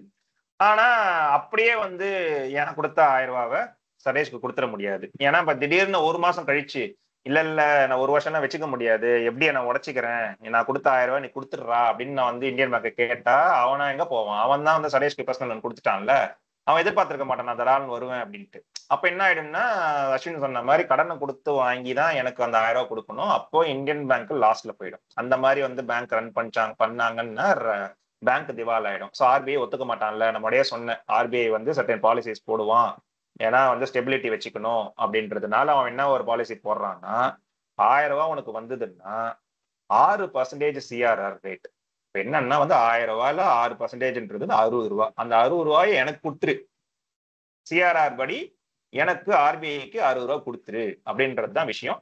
அதை வந்து என்ன பண்ணுவாங்கன்னா உனக்கு அந்த 60 ரூபாய்க்கு நான் இன்ட்ரெஸ்ட் எல்லாம் கொடுக்க மாட்டேன், இதை நீ அங்க வச்சுக்கோ, நான் வச்சுக்கிறேன், ஏதாவது ஒரு இஷ்யூ வந்ததுன்னா இந்த 60 ரூபாய் வச்சு நம்ம சமாளிச்சுக்கலாம், அதனால வந்து எனக்கு 6% கொடுத்துரு அப்படின்னு சொல்றது தான் இந்த சிஆர்ஆர் ரேஷியோ. இன்னொன்னு இருக்கு எஸ்எல்ஆர் ரேட்னு. அது என்னன்னா இதே எக்ஸாம்பிள்ல வந்து 20%. அப்போ 1000 ரூபாய் 20% 200 ரூபாய். இந்த 200 ரூபாயும் என்கிட்ட கொடுத்துடு, ஆனா இதுக்கு நான் வந்து ஒரு சொல்ப இன்ட்ரெஸ்ட் ரேட் கொடுத்துட்றேன் உனக்கு அப்படின்னு சொல்லியிருக்காங்க. ஆக மொத்தம் என்ன, 1000 ரூபாய் நான் எப்படில போட்டேன் அப்படின்னா 260 ரூபாய் ஆர்பிஐ எடுத்துக்கும். மீதி இருக்கிற 740 ரூபாயில தான் அவனால வந்து லோனே கொடுக்க முடியும். சடேஷ்க்கு பர்சனல் லோன் கொடுக்கணும்னா இதை 750 ரூபாயில வச்சுதான் கொடுக்க முடியும், நாட் தி ஓல்ட் 100% 1000 rupees வச்சு கொடுக்க முடியாது. இப்போ நான் வந்து 1000 ரூபாய் கொடுடா, ஒரு மாசம் கழிச்சு வந்து இந்தியன் பேங்க்ல போயிட்டு இல்ல எனக்கு நான் கொடுத்த அந்த 1000 ரூபாய் கொடுத்துங்க ராஜா அப்படின்னு நான் கேட்கும் போது இந்த எஸ்எல்ஆர் இருக்கு பாத்தீங்களா, இந்த ஸ்டாச்சுட்டரி லிக்விடிட்டி ரேஷியோ அந்த மணியில இருந்து எடுத்துதான் எனக்கு 1000 ரூபாய் கொடுப்பாங்க, நாட் அபவுட் தி சிஆர்ஆர். அப்ப இந்த எஸ்எல்ஆர் வந்து இன்ட்ரெஸ்ட் ரேட் கொடுப்பேன்னு சொன்ன பாத்தீங்களா, அவங்க வந்து சும்மா வந்து கொடுக்க மாட்டாங்க. அவங்க என்ன பண்ணுவாங்கன்னு பாத்தீங்கன்னா கவர்மெண்ட் பாண்ட்ஸ் வந்து வாங்கிக்கிட்டு தான் வந்து அவங்க வந்து இந்த காசை வந்து இன்ட்ரெஸ்ட் வந்து கொடுப்பாங்க. கவர்மெண்ட் பாண்ட்னா என்னன்னா, இப்போ நம்ம வந்து ரோடு போடுறாங்க, மெட்ரோ கட்டுறாங்க, பிரிட்ஜ் போடுறாங்க, அப்புறம் ஏர்போர்ட் கட்டுறாங்க, நிறைய இன்ஃப்ரா டெவலப்மெண்ட் வந்து இந்தியாவில் நடந்துகிட்டே இருக்குல்ல. அப்போ அவங்களுக்குலாம் ஏது காசு இருந்தா தானே அவங்களால பண்ண முடியும். ஸோ அப்போ அவங்களுக்கு எப்படி வந்து அவங்க கவர்மெண்ட் கிட்ட வந்து கேஷ் வரும் அப்படின்னு பாத்தீங்கன்னா, ஃபண்டு வரும் பாத்தீங்கன்னா, அவங்க என்ன பண்ணுவாங்கன்னா ஒரு பாண்டை வந்து கொடுத்துருவாங்க. எல்லாத்துக்கும் பாண்டு தான். ஸோ பாண்ட் மார்க்கெட் அப்படின்னு சொல்லுவாங்க, கேள்விப்பட்டிருப்பீங்கன்னு நினைக்கிறேன். அப்போ அந்த பாண்டை வச்சு என்ன பண்ணலாம்னா, ஓகே இந்த பேப்பர் தான், வேற ஒன்றும் இல்லை, ஒரு இந்தியன் ஸ்டாம்ப் இருக்கும், அது வந்து இது வந்து 1 லட்ச ரூபா இந்த பாண்ட், 1 லட்ச ரூபா கொடுத்து இந்த பேப்பரை வாங்கிக்கோ, ஒரு வருஷமோ இல்ல 10 வருஷமோ கழிச்சு நான் வந்து உனக்கு 10% கொடுத்துட்றேன் அப்படின்ட்டு ஒரு கூப்பன் ரேட்டை செட் பண்ணி அவங்க வந்து நம்மளுக்கு வித்துருவாங்க. அப்ப இந்த பாண்ட்ஸ் எல்லாம் வந்துட்டு பேங்க் வந்து வாங்கணும். இப்ப யாருமே வாங்கலன்னா என்ன பண்றது? எனக்கு எல்லாம் ஸ்டாக் மார்க்கெட்ல தான் எனக்கு வந்து நிறைய ப்ராஃபிட் வருது, நான் பாண்டே வாங்க மாட்டேன் அப்படின்னு எல்லாரும் சொல்லிட்டாங்க அப்படின்னா பாண்டே வித்து போவாது. அப்புறம் இந்தியா ஆஸ் அ கண்ட்ரியோ, இது வந்து இந்தியாவில மட்டும் கிடையாது, எல்லா கண்ட்ரில இருக்கு, அப்ப அதெல்லாம் வந்து டெவலப்பே ஆகாது. அப்ப ஆர்பிஐ என்ன பண்றாங்கன்னா, கண்டிப்பா ஒவ்வொரு பேங்க்கும் 20% கொடுத்து வாங்குங்கடா அப்படின்னு அவங்க வந்து, அதுதான் அந்த எஸ்எல்ஆர் மீன் பண்ணுது. அதுல வந்து கோல்டும் அடங்கும், இந்த மாதிரி செக்யூரிட்டிஸ் பாண்ட்ஸும் அடங்கும், நிறைய லிக்விடிட்டி, இதெல்லாம் என்னன்னா சீக்கிரமா வித்து காசு பார்த்துடலாம். அதுதான் லிக்விடிட்டி ரேஷியோ வச்சிருக்காங்க. ஸோ சப்போஸ் டெபாசிட்டர் மணி கேட்டாங்கன்னா இதெல்லாம் வந்து இன்னொரு மார்க்கெட்ல வித்து அந்த வர காசை வச்சுதான் இவங்க வந்து சர்க்குலேட் பண்ணி டெபாசிட்டருக்கு வந்து காசு கொடுப்பாங்க. I hope you understand this. புரியல அப்படின்னா திரும்பி அந்த வீடியோ வந்து இன்னொரு வாட்டி கேட்டு, இந்த முன்னாடி போய் இந்த 2 நிமிஷம் 3 நிமிஷம் கேட்டீங்கன்னா புரியும். ரைட்ல ஒரு கிராஃப் கொடுத்துருக்கேன். இது வந்து ஒன்றும் இல்லை, இந்த சிஆர்ஆர் ரேஷியோவும் எஸ்எல்ஆர் ரேஷியோவும் அந்த பெர்சன்டேஜும் வந்து 1964 இருந்து 2010 வரையும் எப்படி ஏறி இறங்கி இருக்குன்னு பாருங்க. 1988 to 1992 வந்து பாத்தீங்கன்னா பீக்ல இருக்கு. நினைச்சு பாருங்களேன், 38.5% எஸ்எல்ஆர் ரேஷியோவும் 15% சிஆர்ஆரும் வச்சிருக்காங்க RBI. Which means what? 60% of the deposit money வந்து ஆர்பிஐ வாங்கிக்கிச்சு. இப்ப இதே எக்ஸாம்பிள்ல 1000 ரூபாய் ஒருத்தன் டெபாசிட் பண்ணா அப்படின்னா 600 ரூபாவை ஆர்பிஐல வச்சிடணும். மீதி இருக்கிற 400 ரூபாயில மட்டும்தான் வந்து ஒரு பேங்கால லோனை கொடுத்து பெரட்டி ஒரு ப்ராஃபிட் பார்க்க முடியும். அப்போ ஒரு ஆஸ் அ பேங்கா வந்து எப்படி வளர முடியும்? ரொம்ப கஷ்டம்ல. அப்போ என்ன பண்ணுவாங்கன்னு பாத்தீங்கன்னா, இந்த பாண்ட் வாங்கினாங்க பாத்தீங்களா, அந்த 38.5% வச்சு பாண்ட்ஸ் வாங்குறாங்கல்ல, அந்த பாண்ட் வந்து ரொம்ப சொல்ப இன்ட்ரெஸ்ட் ரேட்ல தான் வந்து கவர்மெண்ட் வந்து கொடுப்பான். ஏன்னா அப்பெல்லாம் வந்து இந்தியா வந்து பயங்கர புவர் கண்ட்ரி, பெருசாலாம் வந்து கொடுத்துட முடியாது. அப்போ என்ன பண்ணுவாங்கன்னு பாத்தீங்கன்னா வந்துட்டு, பேங்கால வந்து ப்ராஃபிட் பார்க்க முடியல அப்படின்னும் போது பேங்க் என்ன பண்ணுவாங்க, எப்படியா வந்து ப்ராஃபிட் பார்க்கணும். இதுதான் வந்து ஆர்பிஐ செட் பண்ண ரூல். அப்ப இதை தாண்டி என்ன பண்ணலாம் அப்படின்னு பார்க்கும்போது, சப்போஸ் எஸ்பிஐ கிட்ட வந்து சர்ப்ளஸ் அமௌண்ட் ஆஃப் மணி இருக்கிற பட்சத்துல, ஏன்னா நம்மளுடைய சொன்ன பிரைவேட் செக்டர் பேங்க்ஸ் எல்லாம் கிடையாது, எஸ்பிஐ வந்து பெரிய பேங்க் இன் இந்தியா, இப்பயுமே அது பெரிய பேங்க் தான், இருக்கிற எல்லாருமே அங்கதான் அக்கௌண்ட் வச்சிருப்பான். அப்ப எஸ்பிஐ கிட்ட நிறைய மணி இருக்கும். இந்த 40% ஆர்பிஐ செட் பண்ணியிருந்தாலுமே அவங்க கிட்ட நிறைய சர்ப்ளஸ் அமௌண்ட் இருக்கும்போது அவன் என்ன பண்ணுவான்னு பாத்தீங்கன்னா, அந்த காசை வந்து ஒரு கமர்ஷியல் பேங்க்குக்கு அவன் வந்து கொடுக்கலாம், லோனா கொடுக்கும் போது அங்க இருந்துமே அவன் வந்து காசு பார்ப்பான். இதுதான் வந்து bank to bank loan. So RBI தாண்டி காசு பார்க்கணும்னும் போது இந்த மாதிரியும் பேங்க் டு பேங்க்கும் வந்து கொடுத்து பண்ணலாம். அப்படின்னும் போதுதான் என்ன பண்ணுவாங்க, சும்மா லோன் கொடுத்துட முடியுமா? இப்ப நான் வந்து என்னோட வீட்டு பத்திரத்தை வச்சு லோன் வாங்கலாம், கோல்டு வச்சு லோன் வாங்கலாம். அதே மாதிரி எஸ்பிஐ கிட்ட காசு இருக்குன்றதுக்காக இன்னொரு பேங்க் கிட்ட போயிட்டு இந்த சும்மா வச்சுக்கோ, வச்சுக்கிட்டு எனக்கு 5% இன்ட்ரெஸ்ட் கொடு அப்படிலாம் கொண்டு முடியாது இல்ல. அப்போ ஏதாவது ஒன்று பிளெட்ஜ் பண்ணணும். அப்ப என்ன பண்ணுவாங்கன்னு பாத்தீங்கன்னா, அதர் பேங்க் அந்த செக்யூரிட்டி அகெயின் அவங்க வந்து எஸ்எல்ஆரை வச்சு நிறைய பாண்ட்ஸ் வாங்கியிருப்பாங்கல்ல ஆர்பிஐ கிட்ட வந்து, அந்த பாண்டை வச்சு இந்தாப்பா அந்த பாண்டை வச்சுக்கோ, இந்த பாண்டுக்கு எனக்கு வந்து காசை கொடுத்துடு அப்படின்ற மாதிரி ஒரு டிரான்சாக்ஷன் பண்ணுவாங்க. இதுதான் bank to bank loan. Government security bank பாண்டை வச்சு காசு வாங்குவாங்க. இத வந்து டைரக்டா பண்ணாம ஏன் புரோக்கர் வச்சு பண்றாங்க அப்படின்னா, புரோக்கருக்கு வந்து பயங்கரமான வந்து நெட்வொர்க் இருக்கும். இப்போ ஒரு 3 பேங்க் இருக்கு, ஏபிசின்னு பேங்க் இருக்கு. இப்போ எனக்கு எஸ்பிஐக்கு வந்து நிறைய காசு இருக்கு. ஆனா எந்த பேங்க்குக்கு காசு தேவை அப்படின்றது வந்து எஸ்பிஐக்கு தெரியாது. அந்த நாலேஜ் எல்லாமே புரோக்கருக்கு தான் தெரியும். ஏன்னா அவன் தான் வந்து எல்லா பேங்க்கிட்டையும் வந்து புழக்கம் வச்சிருப்பான். அவங்க ஒரு நெட்வொர்க்கே வச்சிருப்பாங்க, நிறைய புரோக்கர்ஸ் இருப்பாங்க. அவங்களுக்கு வந்து இந்த பாண்ட் மார்க்கெட் இன்னும் நோட்டு தெரியும். எந்த பாண்ட் வந்து இப்போ நல்ல ரேட்டுக்கு போகுது, எந்த பாண்டு இறங்கிடுச்சு, இந்த மாதிரி விஷயங்கள் எல்லாமே வந்து இப்போ நம்ம இன்டர்நெட்ல கையில வச்சோம் அப்படின்னா நாங்களும் நீயும் நானுமே வந்து பார்த்துடலாம். But back in 1980s 1990s எல்லாம் வந்து எல்லாமே வந்து எழுத்துப்பூர்வமா தான் இருக்கும். அதுவுமே அப்டேட் எல்லாம் ஆவறதுக்கு வந்து பல மாசங்கள் ஆகும். அதனால என்ன ஆயிடும்னு பாத்தீங்கன்னா, யார் வந்து கரண்டா அதுக்குள்ளேயே வந்து புழங்குறாங்களோ அவங்களுக்கு தான் வந்து அப்டேட்டா அதுல இருக்குன்றதுனால இந்த புரோக்கர்ஸ் வந்து இந்த பாண்ட் மார்க்கெட்ல வந்து கிங்கா இருந்தாங்க. ஸோ முன்னாடியே சொன்ன மாதிரி 2 மார்க்கெட் இருக்கு. ஒன்னு வந்து மணி மார்க்கெட், இன்னொன்னு வந்து ஈக்விட்டி மார்க்கெட். அந்த ஸ்டாக்கான விஷயங்கள் எல்லாம் ஈக்விட்டி மார்க்கெட்ல தான் வரும். இந்த பாண்டு கோல்டு எல்லாமே வந்து இந்த மணி மார்க்கெட்ல இருக்கும். ஸோ அர்ஷத் மேத்தா அப்படின்றது வந்து இந்த மணி மார்க்கெட்ல இருக்கிற ஒரு புரோக்கர். ஸோ அப்போ எஸ்பிஐ வந்து அக்கவா என்கிட்ட நிறைய காசு இருக்குப்பா, ஏதோ ஒரு பேங்க் வேணும்னா என் காசை வந்து கொடுத்துட்டு எனக்கு வந்து இந்த நல்ல இன்ட்ரெஸ்ட்டுக்கு எனக்கு வந்து டிரான்சாக்ஷன் பண்ணி விடு அப்படின்னு அர்ஷத் மேத்தா கிட்ட போயிட்டு போட்டா போதும். அவரு வந்து அதெல்லாம் ப்ராட்காஸ்ட் பண்ணி எந்த பேங்க் வந்து பக்காவா இருக்கு அதை வந்து கொடுக்கலான்னும் போது அவரு தான் எல்லாத்தையும் கொண்டு வருவாரு. இது வந்து என்ன பண்ணாங்கன்னு பாத்தீங்கன்னா, ஆக்சுவல் பாண்டை வச்சு பண்ணாம இவங்க வந்து பிஆர் அப்படின்ற ஒரு ரெசிப்ட், எப்படி வந்து அந்த ரெசிப்ட்ல என்ன இருக்கும்னா, ஓகே நான் இந்த பாண்டை கொடுக்குறேன், இதுக்கு இவ்வளவு காசு கொடு அப்படின்னு ஒரு சின்ன ஒரு ரெசிப்ட் மட்டும்தான் இருக்கும். அதை வந்து ஒரு ட்ரஸ்ட் பேசிஸ்ல என்ன பண்ணுவாங்கன்னா, ஓகே ஃபைன் அவங்க வந்து செக்யூரிட்டி கொடுத்துருவாங்க, இவங்களும் காசு கொடுத்துருவாங்க அப்படின்னு நம்பி ஒரு விஷயம் வந்து பண்றாங்க. இதுவுமே ஆர்பிஐ அப்ரூவ்டு தான். அது என்ன ஆச்சுன்னு பாத்தீங்கன்னா, நாளை பின்ன என்ன ஆயிடுச்சுன்னா, லேசினஸா இருக்கலாம், இல்ல டிஜிட்டல் இல்ல அந்த டைம்ல என்னனால என்னன்னா ஒரு மாசம் கழிச்சோ இல்ல 6 மாசம் கழிச்சோ தான் வந்து இது வந்து ப்ராப்பர் லெஜர்ல போயிட்டு இவன் கிட்ட இந்த செக்யூரிட்டி இப்போ எஸ்பிஐக்கு வந்துடுச்சு அப்படின்ற அந்த விஷயங்கள் டெபிட் கிரெடிட் எல்லாம் வந்து கொஞ்ச நாள் கழிச்சு தான் அப்டேட் பண்ணுவாங்க. உடனே வந்து காசு வேணும்னும் போது இந்த பிஆரை வச்சே வந்து அவங்க வந்து டக்குன்னு வந்து டிரான்சாக்ஷன் வந்து பண்ணிடுவாங்க. இது வந்து ரீகன்சலேஷன் சொல்லுவாங்க. அதெல்லாம் வந்து டிஜிட்டல் இல்லாத டைம்ல வந்து கொஞ்சம் டைம் எடுத்துக்கிச்சு. இந்த கேப்பை தான் வந்து அர்ஷத் மேத்தா வந்து யூஸ் பண்ணிக்கிட்டாரு. இதே கேப்பை தான் வந்து துல்கர் சல்மான் வந்துட்டு அந்த வால்ட்ல இருந்து காசை எடுத்து 2 லட்சம் எடுத்துக்கிட்டு மறுநாள் வந்து இன்னொரு 2 லட்சத்தை போடுறது. ஏன்னா வந்து உடனே வந்து அவங்க அப்டேட் பண்ணல. அந்த ஒரு நாள் கேப் இருக்கு பாத்தீங்களா, அதை வந்து அவன் யூஸ் பண்ணி தான் வந்து ராம்கிக்கு வந்து லோன் கொடுப்பான். இதே கான்செப்ட பெருசா வந்து அர்ஷத் மேத்தா பண்ணியிருக்கான் இந்த சைட்ல வந்துட்டு. I hope you understand this. இதுல எதனா டவுட் இருந்ததுன்னா திரும்பி கேளுங்க, இல்ல அப்படின்னா ஃபர்தரா நம்ம வந்து மூவ் பண்ணலாம். இப்போ உங்களுக்கு புரிஞ்சிருக்கும் ஏன் வந்து பேங்க் டு பேங்க் லோன் போறாங்க, ஏன் வந்து புரோக்கர் மூலியமா போறாங்க, அண்ட் டாப் ஆஃப் தட் இந்த சிஆர்ஆர் எஸ்எல்ஆர் வந்து உங்களுக்கு புரிஞ்சிருக்கும்னு நினைக்கிறேன். அண்ட் ஒன் மோர் டூல், நான் சொன்ன மாதிரி ரெப்போ ரேட்ன்றது வந்து ரொம்ப முக்கியமான விஷயம். இதை நிறைய டைம் நீங்க கேட்டிருப்பீங்க. இந்த ரெப்போ ரேட்னா என்ன அப்படின்னா வந்துட்டு ஆர்பிஐ மூலியமாவும் நம்ம வந்து காசு வந்து கமர்ஷியல் பேங்க் வந்து வாங்கலாம். அது வந்து ஷார்ட் டேர்மா தான் வாங்க, ஒரு ஓவர் நைட்ல வாங்குவாங்க. இன்னைக்கு கூட நான் உனக்கு மறுநாளே வந்து உனக்கு அந்த காசை கொடுத்துட்றேன் அப்படின்ட்டு வந்து லோன் வாங்குவாங்க ஃபார் சோ மெனி ரீசன்ஸ். அதை வந்து ஒரு பெர்சன்டேஜ் ஆஃப் அமௌண்ட் தான் இன்ட்ரெஸ்ட். இப்போ எப்படி போட்டோன்னா 7% தராங்கல்ல, அதே மாதிரி பேங்க்குக்கு வந்து 4% இன்ட்ரெஸ்ட்ல வந்துட்டு ஆர்பிஐ வந்து கடன் கொடுப்பாங்க. அதுதான் வந்து ரெப்போ ரேட். இப்போ 4% வந்து கமர்ஷியல் பேங்க் வந்து ரெப்போ ரேட் வச்சு காசா வாங்கி அவங்க என்ன பண்ணுவாங்கன்னா எனக்கு வந்து ஹோம் லோனோ பர்சனல் லோனோ கொடுப்பாங்க. அதனாலதான் என்ன ஆகுதுன்னு பாத்தீங்கன்னா, ரெப்போ ரேட் வந்து 4ல இருந்து 5ன்னு ஏறும்போது ஹோம் லோன் வந்து 8ல இருந்து 10ன்னு ஏறுது. இப்பெல்லாம் பாத்தீங்கன்னா வந்து ரெப்போ ரேட் வந்து 6.5ல வச்சிருக்காங்க.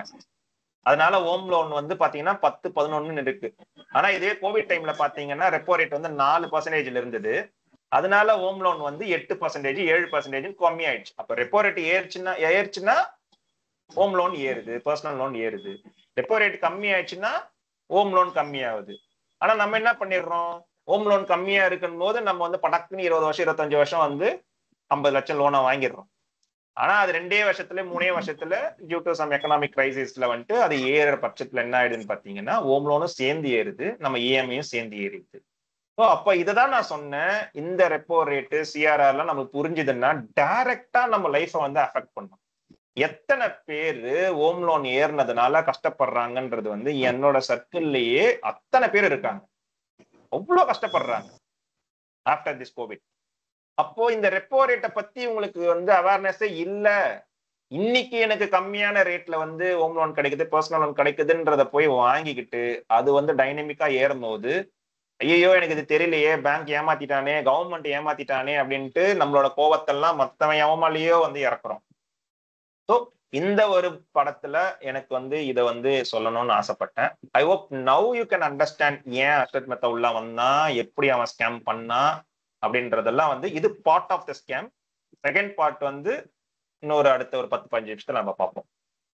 இதுல எதனா பேஸ் ஆஸ்மி. இதுல அந்த செக்யூரிட்டிஸ் கொடுப்பாங்கல்ல, அது எனக்கு புரியல. அந்த செக்யூரிட்டிஸ் வந்து எதை மீன் பண்றாங்க அப்படின்னு.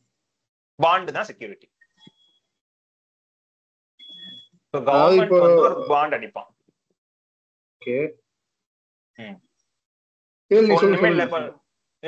இப்ப நான் ரோடு போட போறேன், ஓகேவா? நான் வந்து ஒரு இதுல வந்து நான் சென்னையில இருந்து பெங்களூருக்கு நான் வந்து பயங்கரமான ஒரு 8-வே ரோடு ஒண்ணு போடுறேன். அதுக்கு வந்து எனக்கு 1000 கோடி தேவைப்படுது. இப்ப இந்த 1000 கோடி நான் எங்க இருந்து எடுப்பேன்?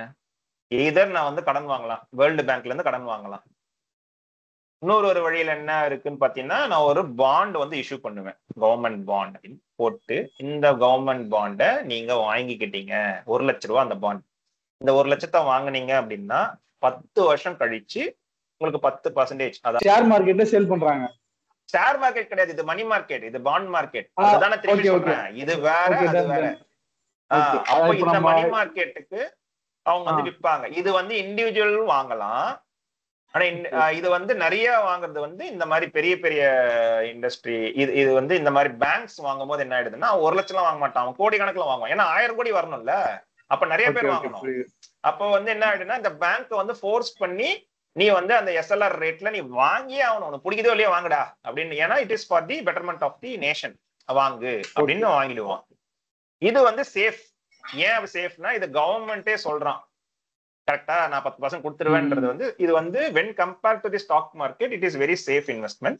ஏன்னா கவர்மெண்ட் வந்து சொல்றான், அவன் அப்போ இது நம்பிக்கைத்தன்மை அதிகமாகுது. ஓகே அவன் கொடுத்துருவான் அப்படின்றதுனால நான் லாங் டேர்ம் வந்து வாங்கி வச்சுக்கிறேன். நான் இது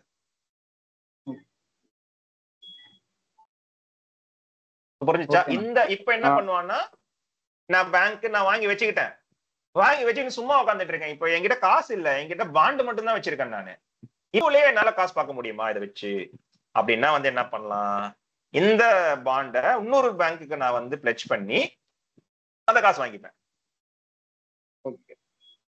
அததான் வந்து பேங்க் டு பேங்க் லோன் வச்சுக்கிறான்.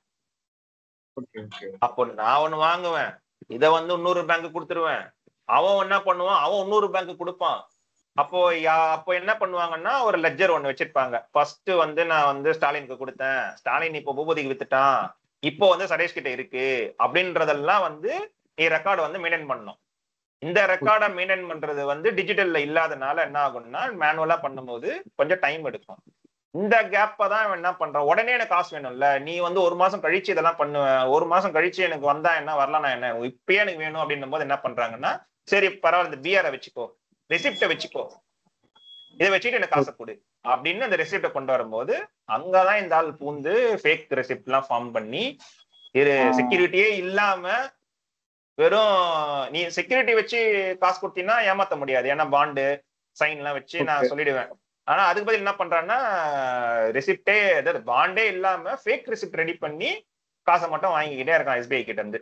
அப்பதான் என்ன ஆயிடுதுன்னா, எஸ்பிஐ வந்து 500 கோடிக்கு வந்து கேப் ஆயிடுச்சு.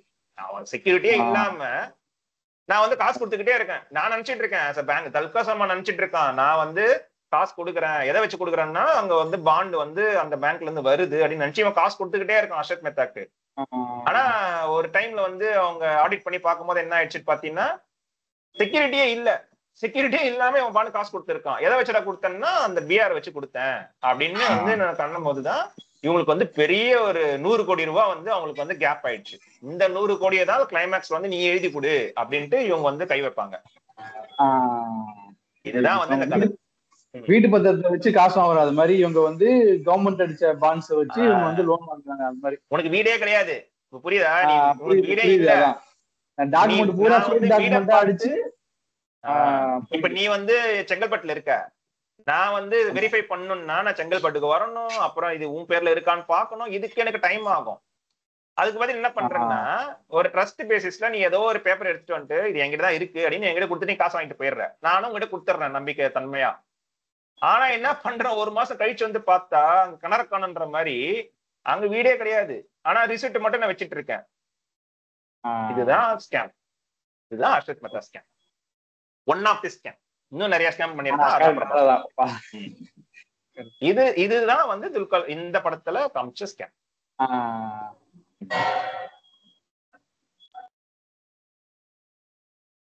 வேற எதனா டவுட் இருக்கா யாருக்குன்னா ஃபர்தரா மூவ் பண்றதுக்கு முன்னாடி?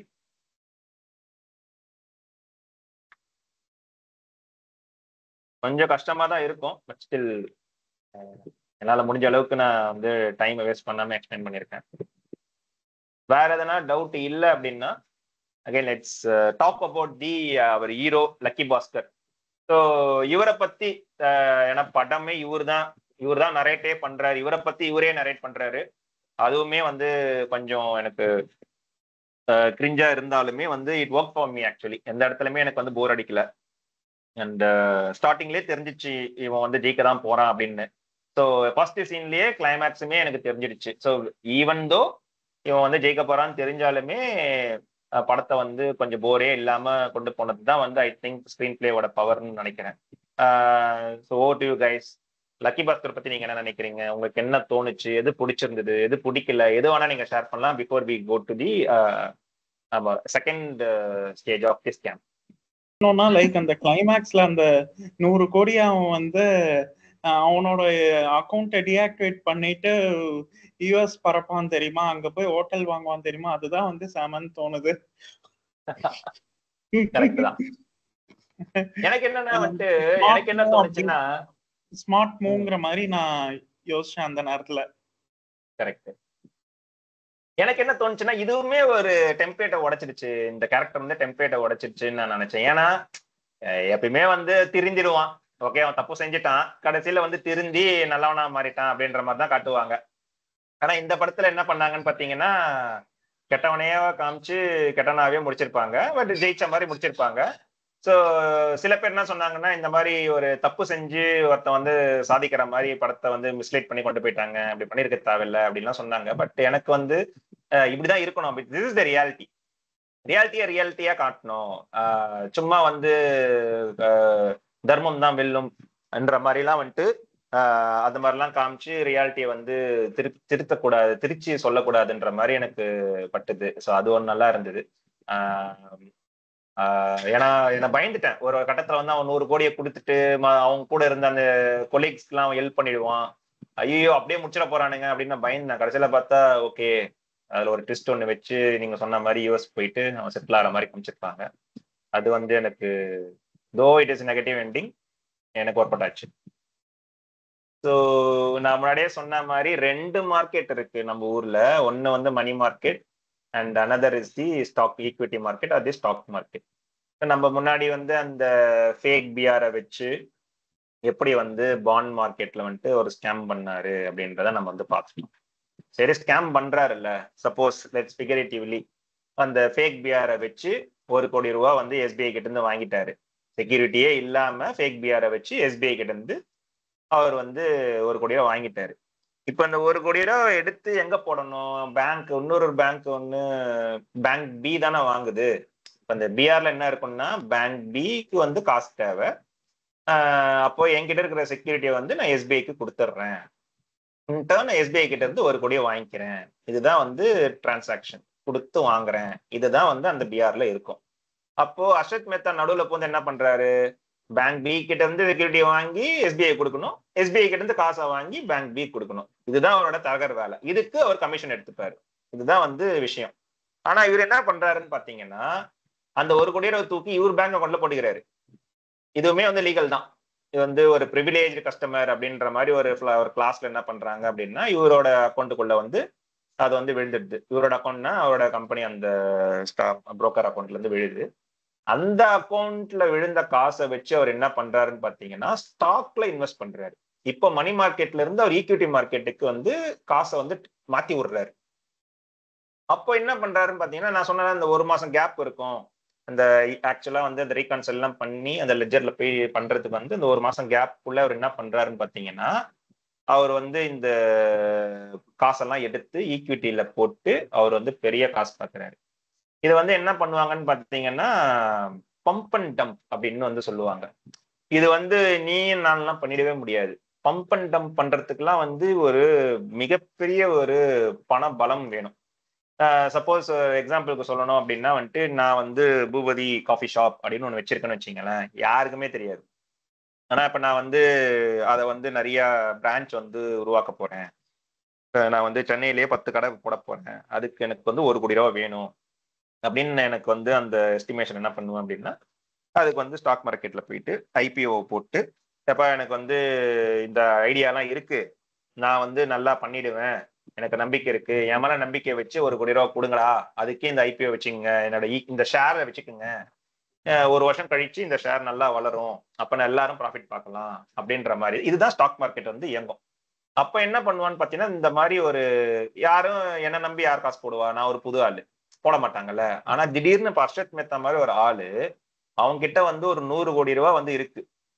அந்த 100 கோடியை எடுத்துட்டு வந்து டக்குன்னு வந்து பூபதி காஃபி ஷாப்பை வாங்குறாருன்னு வச்சுங்களேன், திடீர்னு பாத்தீங்கன்னா வந்து என்னோட ஸ்டாக் வேல்யூ வந்து குப்புன்னு ஏறிடும்.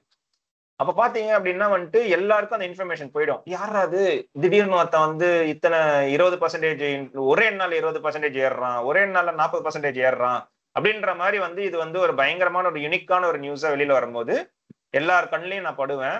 அப்ப என்ன பண்ணுவாங்கன்னா, ஓடுற குதிரையில வந்து பந்தயத்தை போடுற மாதிரி என்ன பண்ணுவாங்கன்னா, என்னன்னே தெரியாம என்ன ஏறுதே அப்படின்றதுனால என்ன பண்ணுவாங்கன்னா, எல்லாரும் இப்போ எல்லாரும் வந்து வாங்குவாங்க. முன்னாடி வாங்கியிருக்க மாட்டாங்க.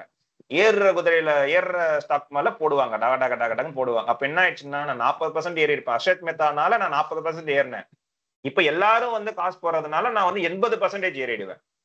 இப்ப என்ன பண்ணுவான் ஹர்ஷத் மேத்தா, அந்த 80%க்கு வந்து அவன் வித்துருவான். பாத்தீங்களா, ஒண்ணுமே இல்லாத நானு அவன் ஒரு காசு வச்சிருக்கான்றதுனால பம்ப் பண்ணி 80%க்கு ஆர்டிபிஷியலா ஏத்தி அவன் ப்ராஃபிட்டுக்கு வித்துருவான். இப்ப நீங்க நான்லாம் வாங்கியிருப்போம் பாத்தீங்களா, இதை நம்பி இது இன்னும் 100%க்கு போவோம் அப்படின்னு சொல்லி வாங்கி வச்சிருப்போம் பாத்தீங்களா, அவனுக்கு எல்லாம் லாபம். தபாலும் 20% வந்து விழுந்துரும். இவன் வந்து காசை வாங்கிட்டு இவன் வந்து எடுத்துட்டு போயிடுவான். இதே மாதிரி என்ன பண்ணிட்டான்னு பாத்தீங்கன்னா, இந்த மணி மார்க்கெட்ல வந்துட்டு ஃபேக் பிஆரை வச்சு காசு வாங்குறது, அதை எடுத்து ஸ்டாக் மார்க்கெட்ல போடுறது, பம்ப் பண்றது, டம்ப் பண்றது, ப்ராஃபிட் எடுத்துட்டு வர்றது. இந்த சைக்கிளை வந்து சூப்பரா வந்து ஹர்ஷத் மேத்தா வந்து கண்டுபிடிச்சாரு. அது வந்து பயங்கரமா போச்சு. யாருக்குமே ஸ்டாக் மார்க்கெட் பத்தி அறிவு இல்லாதவங்க எல்லாம் என்ன பண்ணாங்கன்னு பாத்தீங்கன்னா, பிக் புல் ஹர்ஷத் மேத்தா அப்படின்னு ஒரு பேர் வாங்கினாரு.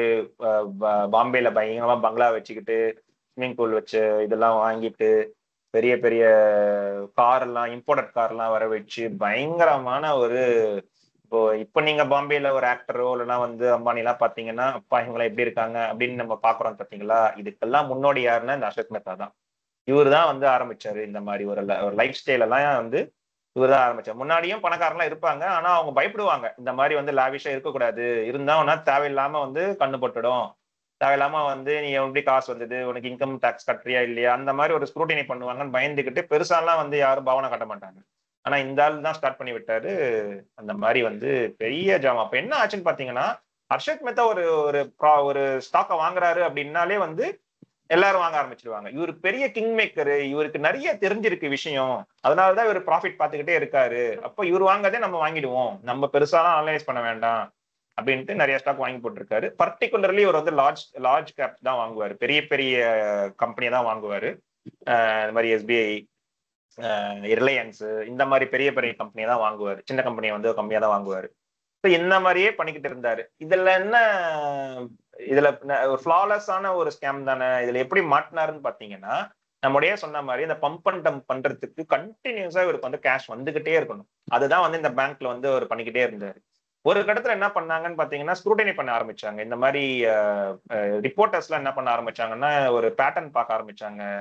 அப்புறம் ஆடிட் பண்ணுவாங்க. இந்த சைடு பேங்க் சைட்ல இருந்து ஆடிட் பண்ணும்போது, எப்படி துல்கர் சல்மானுக்கு வந்து 100 கோடி ரூபாய் காணும், கேப் இருக்கு அப்படின்னு அவரே தானே கண்டுபிடிப்பாரு. அந்த மாதிரி வந்து ஆடிட் எல்லாம் பண்ணும்போது அவங்க என்ன பண்ணாங்கன்னா வந்து ஃபேக் பியர்ஸ் எல்லாம் வருதான் பாரு அப்படின்னு பார்க்கும்போது கொஞ்சம் காஷியஸா ஆகி இனிமேல் பிஆரை வச்சு கடன் எல்லாம் கொடுக்காதீங்க, கொஞ்சம் ஹோல்ட் பண்ணுங்க அப்படின்னு சில ரூல்ஸ் எல்லாம் பண்ணும்போது என்ன ஆயிடுதுன்னா இவருக்கு வந்து இன்ஃப்ளோ வந்து கம்மியாகுது. அப்ப என்ன ஆயிடுச்சுன்னு பாத்தீங்கன்னா வந்து இன்ஃப்ளோ வரும்போது இவரால வந்து ஆல்ரெடி ஒரு நிறைய ஸ்டாக் எல்லாம் வாங்கி வச்சிருப்பாரு, அதெல்லாம் அவரால் விற்க முடியல. இவர் மேல வந்து ஒரு ஒரு ஒரு டவுட் வரும்போது என்ன பண்றாங்கன்னா இவரோட அக்கௌண்ட் எல்லாம் வந்து ஃப்ரீஸ் பண்ண ஆரம்பிக்கிறாங்க. ஆப்வியஸா இவரால் ஃப்ரீஸ் பண்ணிட்டாங்கன்னா வாங்கவும் முடியாது, விற்கவும் முடியாது. அப்ப என்ன ஆயிடுச்சுன்னு பாத்தீங்கன்னா அப்படியே நின்று போச்சு. இவர் ஸ்கேம்லாம் வெளியே வரும்போது என்ன ஆயிடுச்சுன்னா இவர் வாங்கின ஸ்டாக் எல்லாம் படால் படால் எல்லாம் கீழே விழுந்து எல்லாருக்கும் நாமும் இவர் வந்து கடைசியில வந்துட்டு ஜெயிலே போய் இறந்துடுறாரு. ரொம்ப ஷார்ட்டா சொல்லிட்டேன். இதை பத்தி விரிவா நம்ம வந்து நம்மளே சொன்ன மாதிரி ஸ்கேம்ன்ற புக்கை நான் வந்து படிச்சு முடிச்சுட்டு தெளிவா நம்ம வந்து பார்ப்போம். அது வந்து பயங்கர இன்ட்ரெஸ்டிங்கா இருக்கு, பயங்கரம் வந்து இன்ஃபர்மேட்டிவாவும் இருக்கு. அதனால வந்து கொஞ்சம் டைம் எடுக்குது. ஸோ அதை பத்தி படிப்போம். இது எதுக்காக நம்ம படிக்கிறோம், எதுக்காக நம்ம வந்து இதை வந்து பேசுறோம் அப்படின்னா இதனால வந்து நம்ம லைஃபையுமே அஃபெக்ட் பண்ணுது. இல்ல நம்ம வந்து உயரத்துக்கும் போகலாம், இல்ல கீழையும் போகலாம். அதனால வந்து இந்த மாதிரி விஷயங்கள்லாம் நம்ம புரிஞ்சுக்கிட்டோம் அப்படின்னா வந்து நாளைக்கு உங்களுக்கு பட்ஜெட் ஸ்பீச்சோ இல்லைன்னா வந்து இந்த மாதிரி ஆர்பிஐ மானிட்டரி பாலிசியோ நீங்க நியூஸ்ல படிக்கும் போதோ கேட்கும் போதோ வந்து உங்களுக்கு அட்லீஸ்ட் ஒரு பேசிக்காவாச்சும் புரியணும், அதை வந்து கடந்து போயிடக்கூடாது அப்படின்றது தான் வந்து கேள்வியோட நோக்கம். With this I'm just ending this session. So இதுக்கு மேலேயும் உங்களுக்கு வந்து இந்த மூவி பத்தி பேசணும், டவுட்ஸ் இருக்கு, வேற எந்த ஒரு டாபிக்கா இருந்தாலும் நீங்க பேசலாம். Over to you guys. Boopathi, எனக்கு ஒரு டவுட் என்ன அப்படின்னா, இப்போ இந்த மூவி இப்போ ஸ்கேம் வந்து ஆக்சுவலா எதனால வந்தது? இப்போ ஃபேக் பிஆரை ரெடி பண்ணனால வந்ததா, இல்ல அந்த பிஆர் வந்து ஆக்சுவல் பிஆர் வந்து பேங்க் வந்து கொடுத்தாங்க, பட் அந்த பிஆரை வச்சு அவர் காசு வாங்கிட்டு அந்த ஃப்ளோட்டை வந்து அவரோட அக்கௌண்ட்லயே வச்சுட்டு பேங்க்குக்கு வந்து லேட்டா டிலேவா கொடுத்தாரா, இல்ல ஃபேக் பிஆர் வந்து ஜென்ரேட் பண்ணாங்களா? ரெண்டுமே தான். இப்ப என்ன ஆச்சுன்னா வந்து இவர் வந்து இவரோட அக்கௌண்ட், இவரோட வேலை என்ன, அக்கௌண்ட் வந்துடுச்சுன்னா அடுத்த பேங்க் நீ கொடுத்துறது தான் வந்து கரெக்டான வேலை. இவர் என்ன பண்ணாருன்னா நான் சொன்ன மாதிரி அந்த டிலே யூஸ் பண்ணி இவர் வந்து ஸ்டாக் மார்க்கெட்ல போட்டுக்கிறாரு. அப்ப நினைச்சு பாருங்களேன், அப்போ 1 கோடி ரூபாய் வந்து பேங்க் பிக்கு போயிருக்கணும், நீ ஸ்டாக் மார்க்கெட்ல போட்டுட்ட. சப்போஸ் ப்ராஃபிட் அந்த ஸ்டாக் மார்க்கெட்ல போட்டது திவால் ஆயிடுச்சு அப்படின்னா பேங்க் பிக்கு என்ன ஆகாது, அவங்களுக்கு 1000 கோடி லாஸ், அந்த 1 கோடி லாஸ் தானே. ஓகே, சோ அப்பனா ஒரு ஃபேக் பிஆர் வந்து ரெடி பண்ணலன்னு சொல்றீங்களா? இன்னொன்னு வந்து ஃபேக் பிஆர். இப்போ யூசுவலா வந்து இந்த பஞ்சாப் நேஷனல் பேங்க் தான் வந்து எஸ்பிஐ கிட்ட வந்து பிஆர் கொடுத்து காசு வாங்குறாங்க. இது வந்து ரியல், இந்த படத்துல காமிச்சிருக்க மாட்டாங்க. ஆக்சுவலா ரியல் என்ன பண்ணுவாங்க அப்படின்னா one of the fake BRs யார் கொடுத்தாங்கன்னு பாத்தீங்கன்னா பஞ்சாப் நேஷனல் பேங்க் வந்து கொடுத்துருக்கு. இட்ஸ் நாட் தட் பேங்கே கொடுத்துருல, இவர் வந்து ரெடி பண்றாரு. பஞ்சாப் நேஷனல் பேங்க் வந்து செக்யூரிட்டி கொடுத்து எஸ்பிஐ கிட்ட இருந்து காசு வாங்குற மாதிரி இவரே வந்து அந்த இதெல்லாம் லோகோலாம் வச்சு பக்காவா ரெடி பண்ணி எப்படி ஃபேக் நோட் கரன்சி பிரிண்ட் அடிக்கிற மாதிரி இவர் வந்து பண்ணி இவர் என்ன பண்றாருன்னா புரோக்கர் இவர் வந்து எஸ்பிஐ கிட்ட போறாரு. எஸ்பிஐ என்ன நினைச்சுப்பாங்க, ஓகே பஞ்சாப் நேஷனல் பேங்க் கேட்கறாங்க, எந்த எடுத்துக்கோ, டேக் தட் 1000 crores அப்படின்னு கொடுத்துட்றாங்க.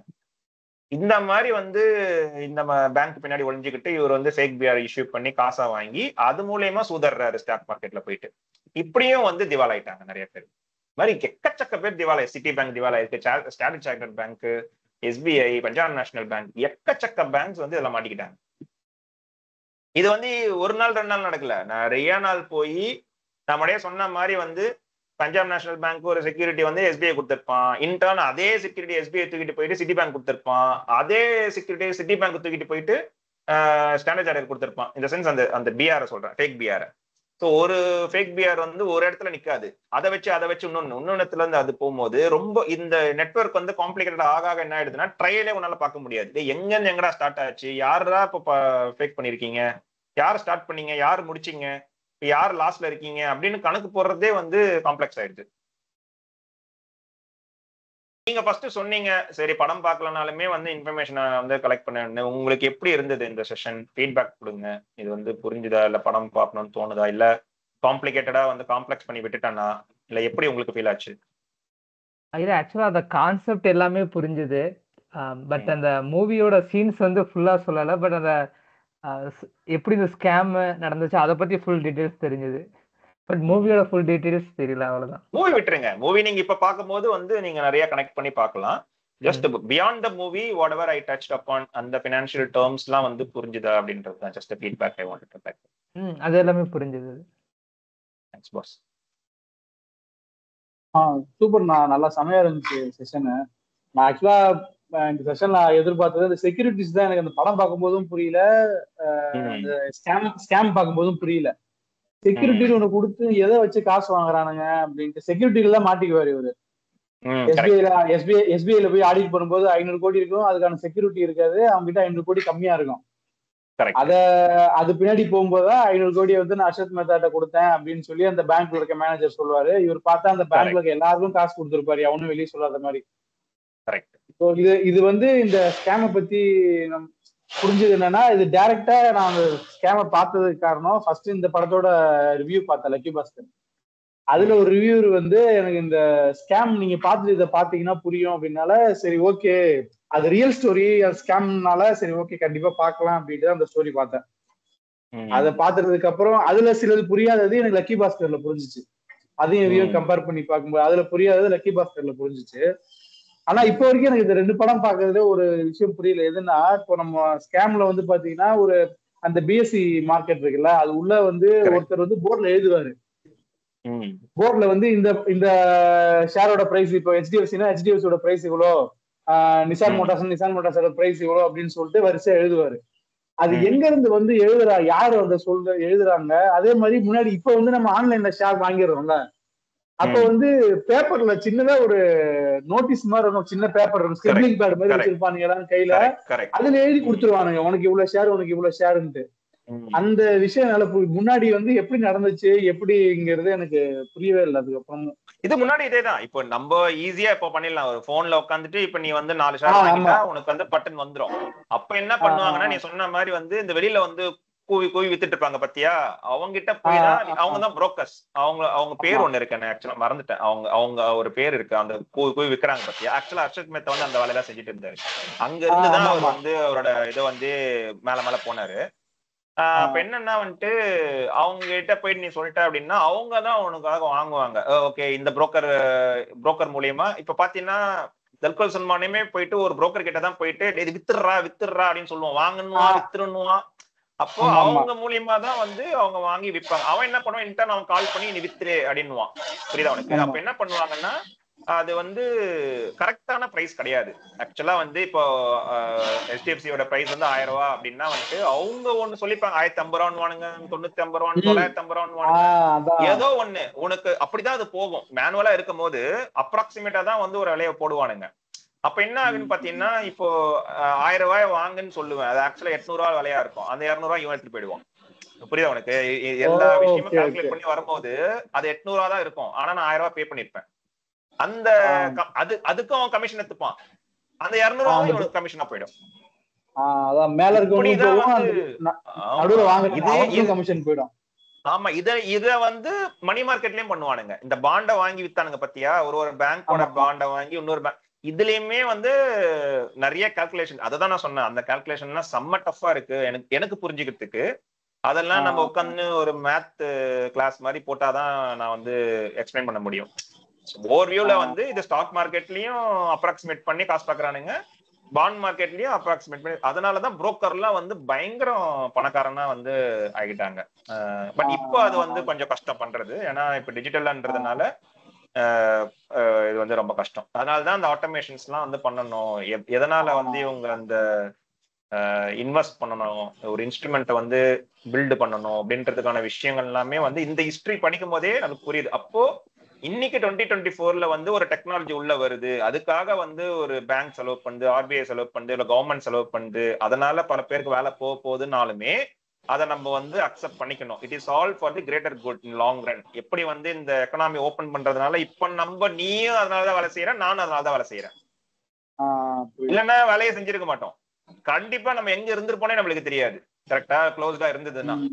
அப்போ அதே மாதிரி ஒரு விஷயம் ரெவல்யூஷனா வந்து ஒரு கவர்மெண்ட் பண்ணும் போது ஏன் நம்ம வந்து ஸ்கூல்ல ஹிஸ்டரி படிக்கணும்னா, இதெல்லாம் புரிஞ்சாதான் வந்து அடுத்த 20 வருஷத்துக்கு இன்னைக்கு ஒருத்தன் விதைய போடுறான், அதனால காம்ப்ளிகேஷன்ஸ் இன்னைக்கு வரும். பட் வி நீட் டு அதை எப்படி ஒரு மாத்திரையை, கசப்பான மாத்திரை எடுத்துக்கிறோமோ அத மாதிரி வந்து அதை அண்டர்ஸ்டாண்ட் பண்ற போதுதான் என்ன பண்ணுவாங்கன்னா கவர்மெண்ட்டுமே வந்து ஸ்ட்ராங்கா ஒரு விஷயத்தை எடுப்பாங்க. இல்லைன்னா ஏன் போராட்டம் பண்ணிக்கிட்டே இருந்தேன்னா அவன் வந்து இவனை தோத்துற போறேன் அப்படின்னு சொல்லிட்டு அவனும் என்ன பண்ணுவான்னா எந்த ஒரு ரெவல்யூஷனரி மெஷர்ஸுமே எடுக்காம அப்படியே தேங்கி நின்று கடைசியில நம்மளும் தான் அழிஞ்சு போயிடுவோம். அதுதான் இந்த ஹிஸ்டரியை வந்து, அதனாலதான் நான் ஃபர்ஸ்ட் அந்த ப்ரீ லிபரேஷன் சொன்னதுக்கான ரீசன் இதுதான். இல்ல இவ்வளவு தகவல் இருக்கும்லாம் எனக்கு தெரியாது. இது கேட்ட அப்புறம் தான் ஓரளவுக்கு தெளிவா இருக்கு. இவ்வளவு விஷயம் இருக்கு இதுக்கு பின்னாடி. ஸ்டாக் மார்க்கெட் கேள்விப்படுவோம், அதுல தோத்துட்டேன்னு சொல்லுவாங்க. நிறைய பேர் நான் அந்த மாதிரி பார்த்திருக்கேன். ஸ்டூடெண்ட்ஸ்ல நிறைய பேர் அதுல இன்வெஸ்ட் பண்ணி ஒண்ணுமே இல்லாம வந்ததுலாம் நான் பார்த்திருக்கேன். எப்படி அதெல்லாம் நடந்ததுன்னு எனக்கு தெரியவே தெரியாது. ஆனா இப்போ நீ சொன்னதுல ஃபுல்லா எல்லாமே தெரிஞ்சது. தேங்க்யூ, ரொம்ப இன்ஃபர்மேட்டிவா இருந்தது. தேங்க்யூ. இவ்வளவு எஃபர்ட் எடுத்திருக்கேன்னா சல்யூட். நன்றி. நான் சொன்ன மாதிரி அந்த புக்கு பேசும்போது வாங்க, அது கண்டிப்பா ஒரு நாள்ல பேச முடியாது. அட்லீஸ்ட் ஒரு 4 பாட்டாச்சு பேசுவேன். வந்தீங்கன்னா இன்னும் கொஞ்சம் நிறைய கத்துக்கலாம் அப்படின்றது நான் நம்புறேன். கண்டிப்பாக உங்க ஃபீட்பேக். நல்லா இருந்தது செஷன். ஸோ அதான் எனக்கு கொஞ்சம் தெரியாத 1-2 தெரிஞ்சுக்கிட்டேன். ஸோ அதான் இது ஆக்சுவல் ஸ்கேம் என்னங்கிறது ஓரளவுக்கு தெரிஞ்சது. இனிமே நான் வந்து அந்த சீரீஸை பார்த்தா இன்னும் கொஞ்சம் நல்லா maybe with this information I think you will enjoy that series. நான் இன்னும் சீரீஸ் பார்க்கல. ஏன்னா அந்த சீரீஸ் வந்து பேஸ்ட் ஆன் தட் புக், இந்த புக்கை பேஸ் பண்ணி தான் அந்த சீரீஸை எடுத்திருக்காங்கன்றதுனால I don't want to watch that series first before I finish. அந்த புக் இது செஷன் எடுக்கிறப்போ நான் கண்டிப்பா ஜாயின் பண்ணுவேன். இதை வச்சு வாங்க கண்டிப்பா வாங்க. ஓகே. எனக்கு வந்து இந்த ஃபினான்ஸ் ரிலேட்டட் மூவிஸ்ல ரொம்ப பிடிக்கும். ஈவன் 2008 கிரைசிஸும் வந்து ஒரு மூவி வழியா தான் கத்துக்கிட்டேன். அதுக்கப்புறமேட்டு மேட் ஆஃப்னு சொல்லிட்டு ஒருத்தர் இருப்பான். அதெல்லாம் நீங்க அந்த டாக்குமெண்ட்ரி நெட்ஃபிளிக்ஸ்ல தான் இருக்குன்னு நினைக்கிறேன், பாருங்க. அதெல்லாம் ஒண்டர்ஃபுல் டாக்குமெண்ட்ரி. அதுலதான் நம்ம ஸ்டாக் மார்க்கெட்ல எப்படி விளையாடுறானுங்க அந்த மாதிரி. ஈவன் டிகாப்ரியோ ஒரு மூவி வச்சிருப்பல, I think I forgot that movie name. அதுவுமே வந்து wolf of Wall Street, Wall Street, அந்த மாதிரி மூவிஸ் அதெல்லாம் வந்து ரொம்ப அன்பார்ச்சுனேட்லி தமிழ்ல வந்துட்டு பயப்படுறாங்க. ஏன்னா வந்துட்டு எங்க படம் ஓடாம போயிடுமோ அப்படின்ட்டு பயப்படுறாங்க. அத வந்து கொஞ்சம் மசாலா தடவி இந்த படம் வந்து எடுத்ததுக்கு வந்து நல்லா இருந்தது. இன்னும் கொஞ்சம் உள்ள டீப்பா போயிருக்கலாம். ஆனா அந்த தைரியம் ஒன்னும் வரணும் நம்ம ஆளுகளுக்கு, அது வரமாட்டுது. அதுதான் கொஞ்சம் அன்பார்ச்சுனேட்டா. ஏன்னா இங்கிலீஷ் படம்லாம் நமக்கு புரியாது. Thanks guys, thanks again. Stalin என்ன சொல்லணுமா? தேங்க்ஸ்ண்ணா, சூப்பரா இருந்துச்சு செஷன். நல்லா தேங்க்யூ வெரி மச். இன்னொரு படத்துல இதே மாதிரி எதனா ஃப்ரூட்ஃபுல்லான படம் நீங்க எதனா பாத்தீங்கன்னா, நான் படம் ரொம்ப கம்மியா தான் பாக்குறேன். சப்போஸ் நீங்க எதனா ஒரு படம் பார்த்துட்டு இதை வந்து டிஸ்கஸ் பண்ணலாம், ஃப்ரூட்ஃபுல்லா இருக்கு அப்படின்னு நீங்க நினைச்சீங்கன்னா please do let me know. நம்ம எப்பயுமே யூனிக்கா தான் ஒரு விஷயத்தை டிஸ்கஸ் பண்ணுவோம். அந்த மாதிரி எதனா உங்களுக்கு தோணுச்சு அப்படின்னா ஷேர் பண்ணுங்க, அதையுமே நம்ம வந்து பண்ணலாம். Thanks again for joining.